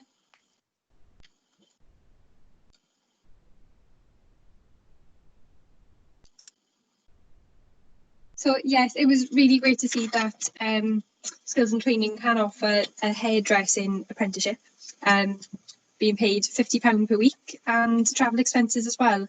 So if you do want any help, you can either get in touch with ourselves so we can refer you over to them, or get in touch with Skills and Training yourselves. So lastly, we have Lisa Francis joining us from the DVLA. We've had a bit of a change of schedule. Lisa, are you with us? Hello, I am. Yes. Hello, thank you for waiting, and I'm sorry for the delay. No, that's all right. Okay. All right. Hi, everybody. So, yeah, my name is Lisa Francis. I work at DVLA. I'm a HR business consultant, and I also work on attraction for the agency as well, which is looking at recruitment and resourcing and things like that. I thought I'd just start by giving a very brief overview of what the civil service is and what we do within that. And then we've got some opportunities actually available at the moment. So I thought I could show you how to access those opportunities through our civil service job site, and just give you a bit of insight to what you need to do to apply and where you can find some help for that as well if you're interested. So first off, civil service is a politically impartial and independent part of government. We work within government departments and we get our direction from the Prime Minister and ministers. We basically work for any party who is in government. We're part of the Department for Transport, and we're an executive agency within the Department for Transport alongside DVSA, which is the Drivers Vehicle Standards Agency, and that's the department that kind of look after just very generally things like your MOTs and drivers tests. We're also alongside the MCA, which is the Maritime and Coast Guard Agency, and also VCA, which is a Vehicle Certification Agency. So just to show you kind of where we sit in that department. At DVLA, we hold more than 49 million driver records and over 40 million vehicle records, and we maintain the registration and taxing of those vehicles. We handle all sorts of taxing and enforcement. You know, our main aim is that we've got the right people on the roads in the right vehicles, and that they are there safely as well. So DVLA, if you all, have maybe seen that big building on the way to, Morriston, we opened over 50 years ago. We've got approximately 6,000 staff that work for DVLA in different roles. So we are one of the largest employers in South Wales. As well as that Morriston site, we've got a contact centre base as well in Llansamlet. So just to sort of show you where we are. We offer lots of career paths. I think there might be a bit of a thought that DVLA is all about just perhaps where you get your driver's licence from, but we offer career paths along all sorts of professions, things like customer service, policy, finance, HR, communications, digital. We've got a lot going on in the digital space as well. We offer, as well as vacancies for kind of permanent or temporary job roles, we often advertise apprenticeships, and especially in our digital space, we encourage working alongside completing various qualifications as well. So that's kind of a bit of an overview from me. So I shall share my screen now and just take you through some of the information, all of which is just available for you on the internet, really easy to access. So if you bear with me, let's see if you can tell me if I'm sharing the right sorts of things. So the first thing, can you see the civil service job search on there? Lisa, we can't see anything. Oh, something's happening actually. Yes, we can see it. Yeah, Thank you. lovely, thanks. Okay, so first off, very simply, I'm just showing you the steps. So all civil service jobs, regardless of whether they're DVLA or anywhere, are advertised through the gov.uk site, civil service jobs. When you find that site, first thing you need to do if you haven't got one already is create yourself an account. With this site, what's really handy then is that you can do job searches for certain locations. You can search for job roles, particular organisations, grades, and this site also allows you to set up job alerts, which we've got here. Again, really handy you can set up just general job alerts, for example, for DVLA, if that's something you're interested in, and you get an email alert each time a job is loaded on there. On our search results at the moment, we've got 5 positions, and I'm going to talk to you a little bit about this top one in a sec. But this is what that screen looks like. It gives you an overview here of what the job is in terms of the title, the salary, and the closing date as well for that job. So we've got a few in the technology kind of space at the moment. The one in particular I thought I would take advantage of this session really to tell you about, because the closing date is this Friday, is our administration officer role. It's a fixed term appointment at the moment, and I believe, let's just check, that it's up to 6 months. Yeah. But with our fixed term appointments, there is always the possibility that we may extend those or make them permanent as well. So it's not guaranteed, but it is a possibility. As you can imagine, we have got a huge backlog at the moment because of the pandemic. We've got people that are returning to the office now. We've got lots of social distancing measures in place, which is making it easier for us to return back. But the reason we have these sort of positions available at the moment is because we've got an awful lot of backlog that we need to get through. Just to tell you a bit about our job adverts as we have a look at this one, they're all pretty standard across civil service. You get a summary about what the job is, a bit of the job description, perhaps the responsibilities there that are included, about you, so it tells you what you kind of need to be as an individual, see if you would maybe feel like you'd fit in that particular role or that team. A bit about the profession. In this case, it's linked to the operational delivery profession, this role. And importantly, what you're looking for in these adverts is how you'll be assessed if you chose to apply. This role is a little bit different to others that we've had out as well, because there is no interview with this. This application process will be you apply by writing a statement along managing a quality service behaviours, and I'll show you in a moment where you can access those. Once you've put that in, you will be invited to complete what is called a situational judgment test. The process then will be, if you pass the situational judgment test, the application that you put in all around managing a quality service will be sifted, and you could be offered a position based on that. So this is one of the rare occasions for us where we are running a scheme due to being, needing to get people to us as quickly as possible, which doesn't include an interview. For other jobs, what you'll see for other experiences, you may be invited to an interview. We have assessment centres, there may be tests or presentations. We use a suite of recruitment techniques depending on what the role is and what it requires. So just bringing you back to this particular role that is, like I say, is closing on Friday. So I thought it'd be quite good to talk about today. On gov.uk again, you can type in something called success profiles.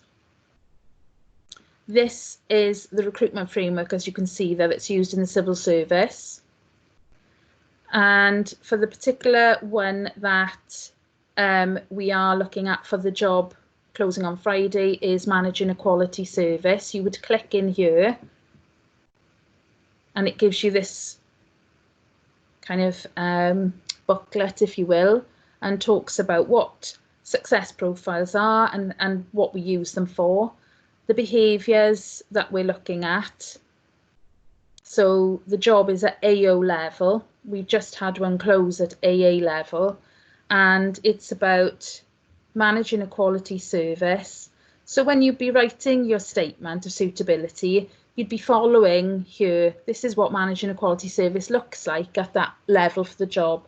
Similarly, if you saw any other roles, you'd have clear guidance within the advert about what level that's from, and you'd be able to look up the right level and look at what it is that you need to be demonstrating to be, making a good application then. Okay, so part of the application there is situational judgment test, as I mentioned. Again, we're really open and transparent with our recruitment process. You can Google for gov.uk preparing for the civil service judgment test. Couldn't be more clearer, really. And you have got there a guide on how to prepare for that test. It talks about what a test is and what it's looking for. There's a video embedded which talks to you and shows you what the test is about and how you do it. And there's also a practice test there, which we'd urge people to have a go at before undertaking the actual test if you choose to apply. Finally, just to kind of mention some of the benefits of working at DVLA. Lots of people work there, as I said, so you might already know friends, family members, who already work there that you can talk to. But our pay and benefits. Pay is salaries are on every vacancy. We've got pension schemes, might not be thinking of those at the moment, but it's something you might need when you're older. Access to staff discounts. We've got childcare voucher options, which is great. We've got on-site childcare. There's a creche at the Morriston site. We've also got, as well as help to buy public transport season tickets, we've actually got work buses as well that go over many routes to help you get back and forth to the workplace. So a multitude of benefits, again, that you can kind of find online. So yeah, a great place to work. I've been there a few years myself now, and honestly, really enjoy it. We've got a great kind of team ethos as well. And what I like about it is that opportunity to actually progress into a career, something you might not even be thinking of at the moment. And you get the opportunities to complete qualifications along the way as well, and work through, grades to be promoted. It really is a great opportunity if it's something you're looking for. So I'll stop sharing my screen now and just ask if there's any questions at all.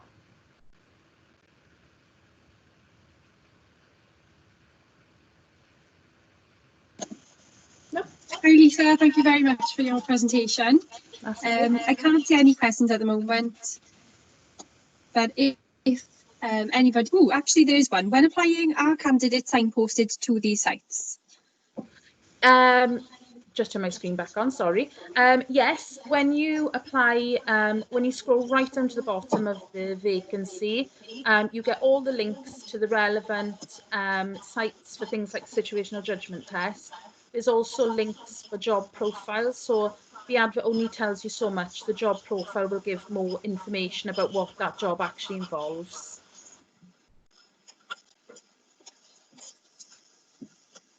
There we are. It's Kerry from Careers Wales. She said thank you, and she will make sure her client has seen this. So lovely, thank you. There we are. So thank you very much for that, Lisa. Thanks.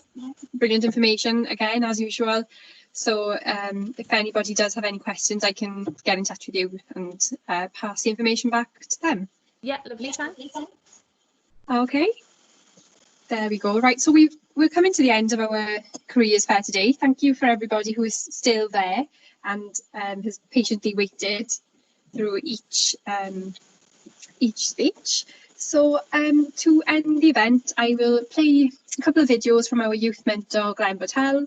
The first one, he will talk about the benefits of leaving your locality and stepping outside of your comfort zone to find yourself and your career.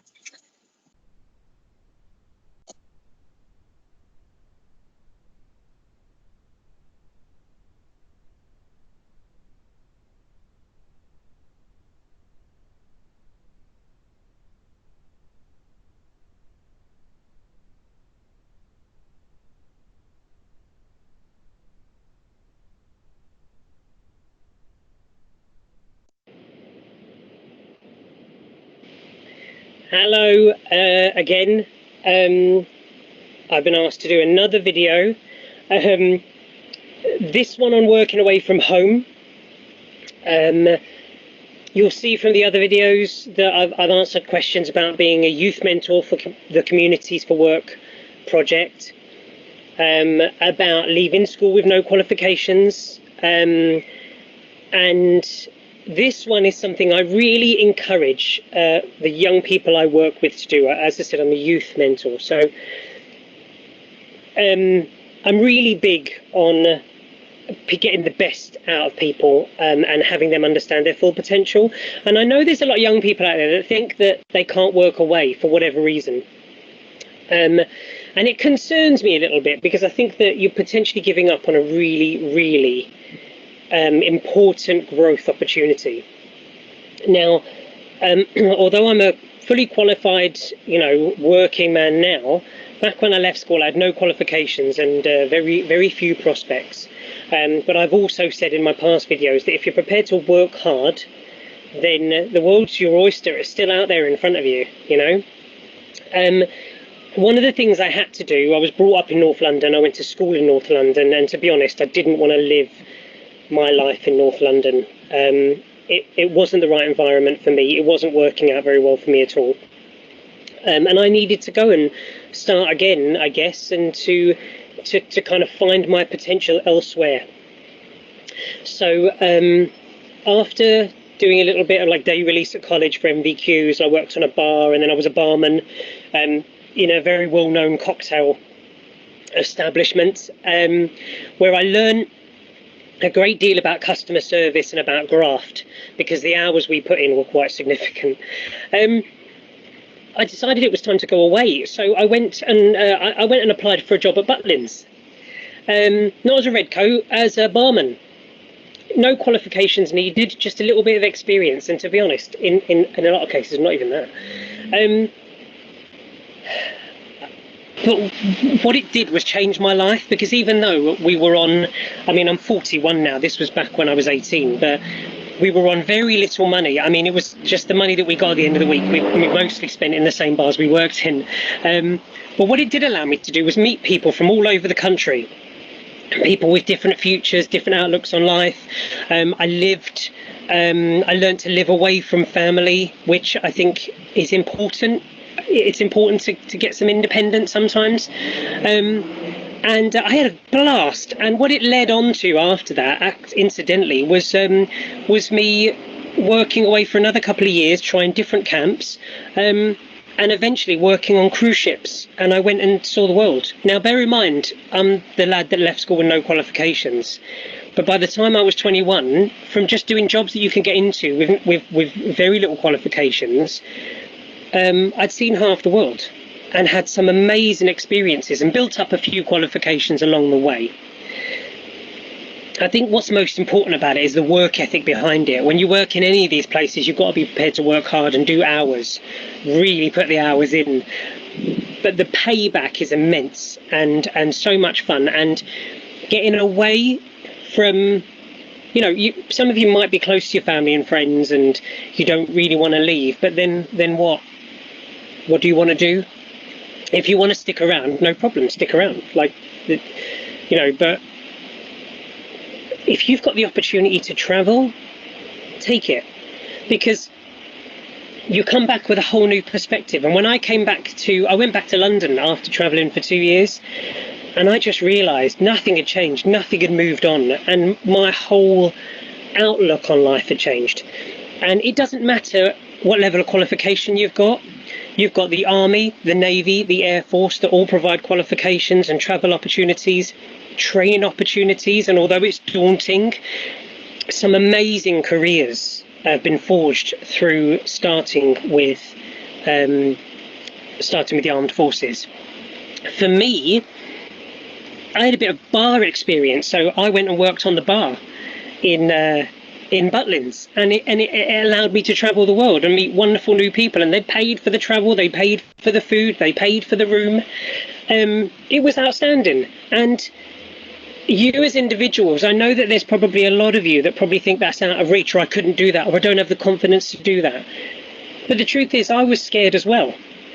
I was petrified.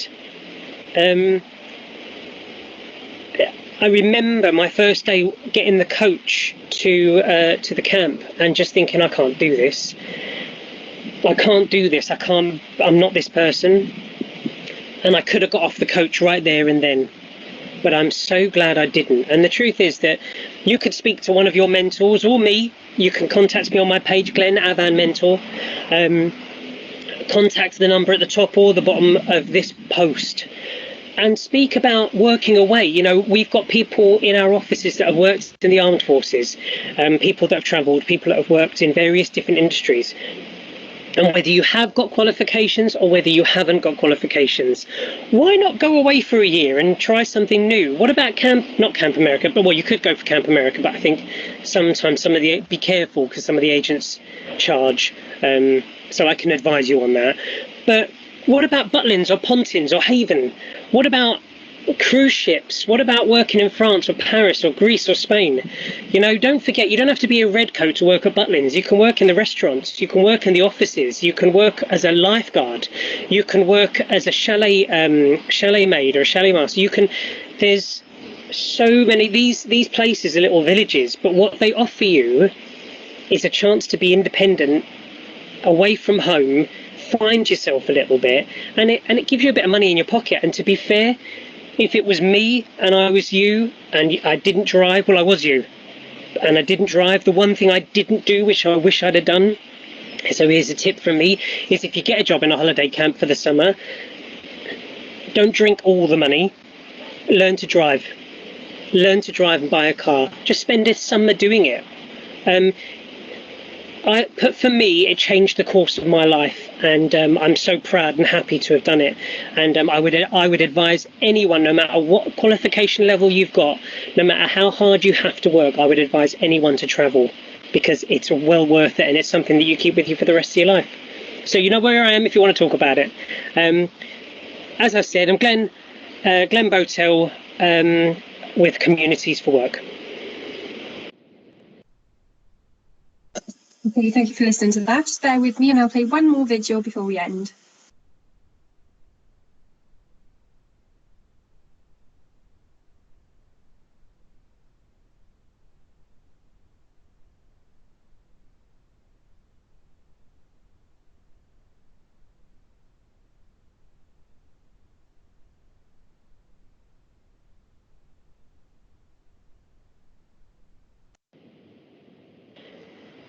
Hello, I am Glenn Botel, and I am the youth mentor for the Avon Valleys with the Communities for Work project. And I have been asked to do another video for you with regards to my own personal experience, with regards to leaving school with no qualifications. The reason they've asked me to do this, I think, is because I am one of many people that have left school with no qualifications for one reason or another, and there's a plethora of reasons out there, and I guess because I've been there, I'm in a unique position to maybe give some advice, guidance, and support. You be the judge. I've been given a list of questions by our wonderful engagement team, and they've. So I'm going to start, and I'm going to try and keep it short, so not to bore you. I will say that you can contact me or the number above or below, wherever they put it, and talk through with one of our triage team. Or you can contact me directly on my page, Glenn Avan Mentor, and I'm happy to talk stuff through with you and tell you a little bit more about the project or what we can offer. So, first question, why did you leave school with no qualifications? That's a massive question, and there were 100 reasons. A few of them. Number one, I hated school. I hated the environment. I went to school in North London, so it was a bit of a war zone anyway, but I hated school. I didn't enjoy the process. I was behind on a lot of subjects, and I couldn't work out why everyone else was overtaking me on things, because I didn't consider myself thick or stupid, but I couldn't work out why everyone else seemed to have a better understanding of what was going on around me. I got in with a crowd of like-minded people that were struggling with school, that had different ideas, and I think what you naturally do is you rebel and you stick to the people that you stick around the people that kind of understand you better. And what that kind of got me into, I guess, was a little bit of trouble sometimes. And I'd had suspensions from school. I'd been suspended on a few occasions. I'd been hauled up in front of the headmaster, and I'm not proud of it. But I do look back and giggle a little bit at how I just felt so rebellious about everything, because I just couldn't understand why the world was moving on, and everyone was getting this, and I was being made to feel thick and stupid all the time. So I kind of felt like I was cast in this mold of being not very bright and a little bit difficult, and then that was my school life, and then I felt like I was grossly misunderstood. By my teachers, by some of my peers, and the people that I was hanging around with. To be honest, we all just got each other in trouble. And at the time, I thought it was really great because I kind of belonged somewhere. But the truth is that we were all just hanging on to each other for dear life until we could get through the school period, the school life that all of us hated so much. So why didn't I get any qualifications? I guess I didn't apply myself. I didn't really apply myself. I didn't know how to at the time. We were I'm not making excuses, because there are 100 reasons. We were in large classes. We were in a very volatile environment. I didn't ever do homework. My family weren't very big on academics at the time. So it wasn't... So a lot of my learning had to be done in school, in an environment that I didn't enjoy being in. I couldn't focus, and that's it. I mean, and in some cases I was lazy. I mean, I probably could have sat down and studied, but I just didn't. And I knew it was important, but I just knew that it wasn't working for me, and that's it. I'm not going to make excuses for it. I was lazy, and the school wasn't particularly great, but I can't blame it all on them, as much as I'd love to. What did I do? Well, the truth is, I mean, I come from a family of grafters. I mean, everyone in my family works very hard. I think what's important and what I've learned through my working life is that if you work hard, you know, you can have all the qualifications in the world, but if you're not a good worker, if you don't show respect, turn up on time, work hard, do the job, then your qualifications don't really matter. They don't carry you through after you've got the job. I mean, they allow you to understand certain situations better. They allow you to more effectively communicate in a business-like way. But the truth is, if you don't work hard, it doesn't matter if you've got a master's degree. You won't earn respect or move on. You'll just stay stuck. So I just went and got a job. I just went and got a job in a bar collecting glasses because my mum said, if you're not going to go to college, you've got to get out there and work. And she was right. I went out there. I went and collected glasses. And I was trying to get into college, but because of my qualifications and because I'd been suspended a couple of times from school, I couldn't get into any of the mainstream colleges. So I had to go to a college where kind of everyone else went. And that could have been an incredibly difficult environment, but actually it was a turning point for me because it was a day release. It was like you were doing an MVQ. So you would do 4 days a week on placement and 1 day a week in the college.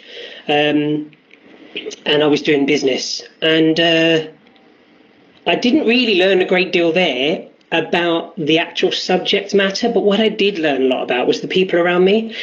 People have changed. There were other people that were striving to move forwards, other people that just wanted different jobs. It wasn't a volatile place as much as school was. So I started to thrive a little bit more. I got the MVQ, but what I really learned was that actually I wasn't thick the way that I was made to feel in school. I wasn't stupid. I was maybe behind there, but when I was in the right kind of environment, I started to thrive. And then I started to realize, well, actually, maybe I just need to put myself in the right kind of environments to thrive. So I went back to the job after I got my qualification, and I started to develop skills. And one thing I did do in every single job that I got, if someone offered me training or a qualification, I took it, because what I started to realize was I need a basic level of qualification in order to keep progressing, to keep earning more money. And that's what I did. I just built up NVQ after NVQ. And then I got myself into full-time college. I got myself into a full-time job. But I went back to college part-time in my 30s to do my English GCSE and my Maths GCSE. And I found all of a sudden that I was enjoying the process of learning, and I started to thrive. And I got pretty good qualifications there. I then had a chat with my boss, and I went to university 1 day a week to study building studies, construction. And it was hard, really hard work, but I passed. I passed with a distinction, but not because I'm clever. And this is the thing, and this is what people think. Oh, well, you've got a distinction, you've got to have something about it. It wasn't. I had to work twice as hard as all of the other people to get the result I needed. I had to realize that like I said before, it's not about qualification. It's about the work that you put in, because you're responsible for yourself. So I worked. And I was working full time as well. So I was up until 4 o'clock in the morning doing papers and doing research, and then going to work the next day and doing it all over again each term. And I worked for every part of that qualification. And I can still tell you now, it wasn't down to being smart. It was down to hard work. What's my advice is the last question. Don't listen to people that tell you you're thick. It doesn't matter if you can't read or write very well at this point. What matters is the work that you put in to move forward. When I left school, I couldn't spell. I didn't really read. Maths completely eluded me, and I just felt like that was me forever. Because so many people, teachers, friends, had all said the same thing, so I started to believe them. But the truth is that sometimes you need to be in the right environment to thrive. Sometimes you need to be in the right environment to move forward, to learn the way that you feel comfortable learning. And I guess Communities for Work helps people do that, because we're all very similar, us mentors. We've all kind of been where you are. And although I've done these qualifications, the truth is that I'm no smarter now than I was then. I've just had different avenues and different ways of making my way through life. And now I'm doing a job I love, with people that I really care about, with friends. And my advice to you is that if you've left school with no qualifications, it's okay. It's okay. It will be okay, but don't settle for it. Don't sit around and say, well, I've got no qualifications, so I'm not going to bother. Start now and take any job. I was glass collecting. I've worked in factories. I've worked in restaurants. I've worked cleaning. I've worked in holiday camps, on cruise ships, in training projects within the local authority. I've worked for disability projects. You know, there are places for you everywhere. Everywhere, even if you haven't got a qualification. What matters is your work ethic. And when you're in that interview and they say, you know, your level of qualification is low, you turn around and say to them, I will always be on time. I will always be presentable. I will work hard. I won't ring in sick every 5 minutes. I will prove to you that I can do the job and do it well. And when you put the work in and you do those qualifications as you're going, that's where you learn the respect. And that's completely possible and doable right now. And that's what you tell them. So don't listen to when people say, well, you haven't got your GCSE, so you're done. You're not done. This is just the start for you. And if you've just left school, or I mean, you've got the world in front of you, whether you've got GCSEs or not. Don't get me wrong, I'm not promoting leaving school without a qualification. If you've got an opportunity to do them and you're enjoying school and it works for you, then fantastic, you carry on. But if you've left school with no qualifications, you've still got a very bright future. But there's going to be an aspect of it where you're going to have to work hard, you're going to prove yourself. And then when you do get the opportunity to gain some of those qualifications along the way, just to help you along, like for this job that I love, I couldn't do this job without a level 4 in advice and guidance or working towards it. So it's, you know, it was a no-brainer. I'll start the qualification, let's do it. I'm currently doing a careers advice and guidance course. I get support off the people around me. I'm not in school anymore. I'm not that person. So my advice, in my long-winded way, is it's okay. You'll be fine. But like everyone else, you've got to be prepared to work hard and start at the bottom. And that doesn't matter whether you've got an English, maths, science, whatever. If you're not prepared to work hard, those qualifications don't matter. If you're prepared to work hard, you can build up those qualifications and a great deal of respect at the same time. If you've got any questions for me, please feel free to contact me on the numbers above or below. I'm Glenn Avan Mentor for Communities for Work, and I'm not just speaking for myself. There's a few of us mentors that have been in the same position as you guys, and we know the tricks of the trade. We know how to put yourself across in an application form, how to put yourself across in an interview. We've got the advice for you because we've all done it. And if you're watching this and you've watched it till the end, then you should be really proud of yourself because this is the first step. So give us a call. Okay, thank you for taking the time to listen to me. And I hope to see you on the other side. Take care.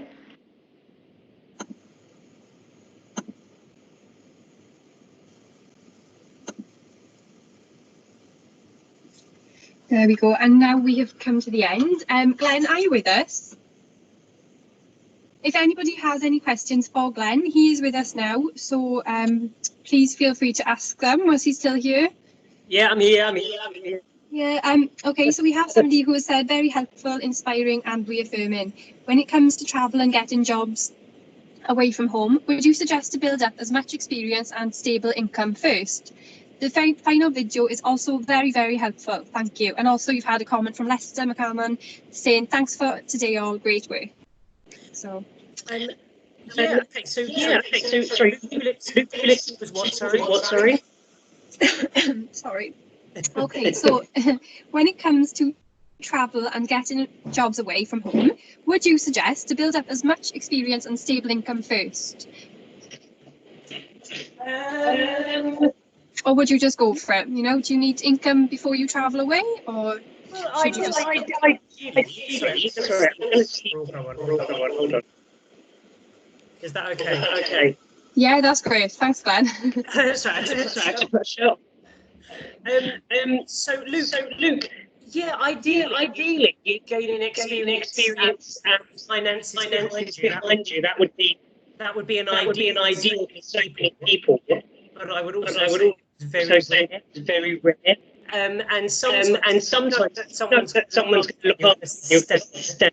So if you were going to Haven, who were going to and your rent and pocket money and experience, what are you saying for unless you're talking about rent? Do you know what I mean? So if you need to pay rent and stuff like that, having the money is great. If not, I mean, I literally paid one bag and probably in my pocket, and they paid for my food, they paid for my accommodation, they paid for training, they paid for, to be honest, but in Butlins it was sorted. It's Born Leisure now, and they do Haven Pontins as well. Make sure if you are going to apply for these things, just check to see whether it's resident or not. Not all of them are resident. And yeah, so yeah, of course it helps to have money behind you, but to be honest, I think traveling is a bit like having kids. If you wait till you can afford it, you'll never do it. I think that if you know that you can make it work and you're prepared to work hard, and you've got a job to go to, then there are avenues. You've just got to put yourself on that path, and you'll find the universe will kind of make room for you wherever you want to go. So and you can contact me, Luke, privately as well. Glenn Avan Mentor on Facebook.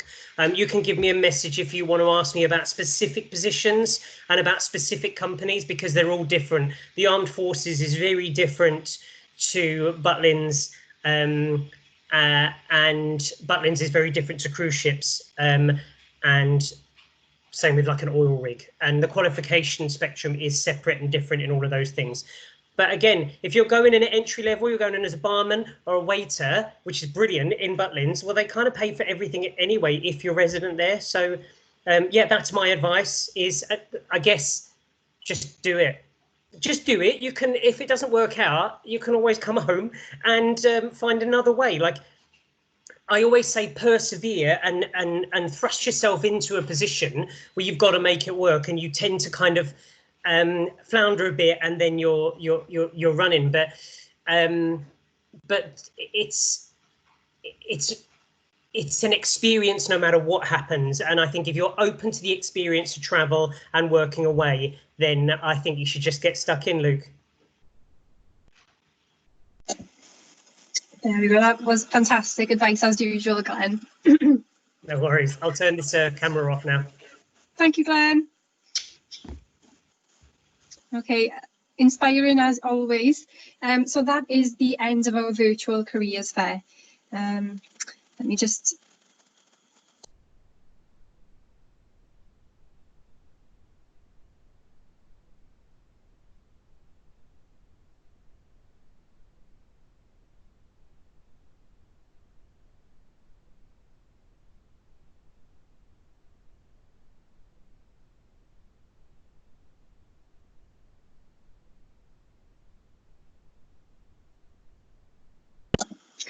Okay, so I would like to say a huge thank you to each and every one of you that has taken the time to join us today, both speakers and listeners, and I hope you have picked some new ideas and motivation from this to take that next step towards your career.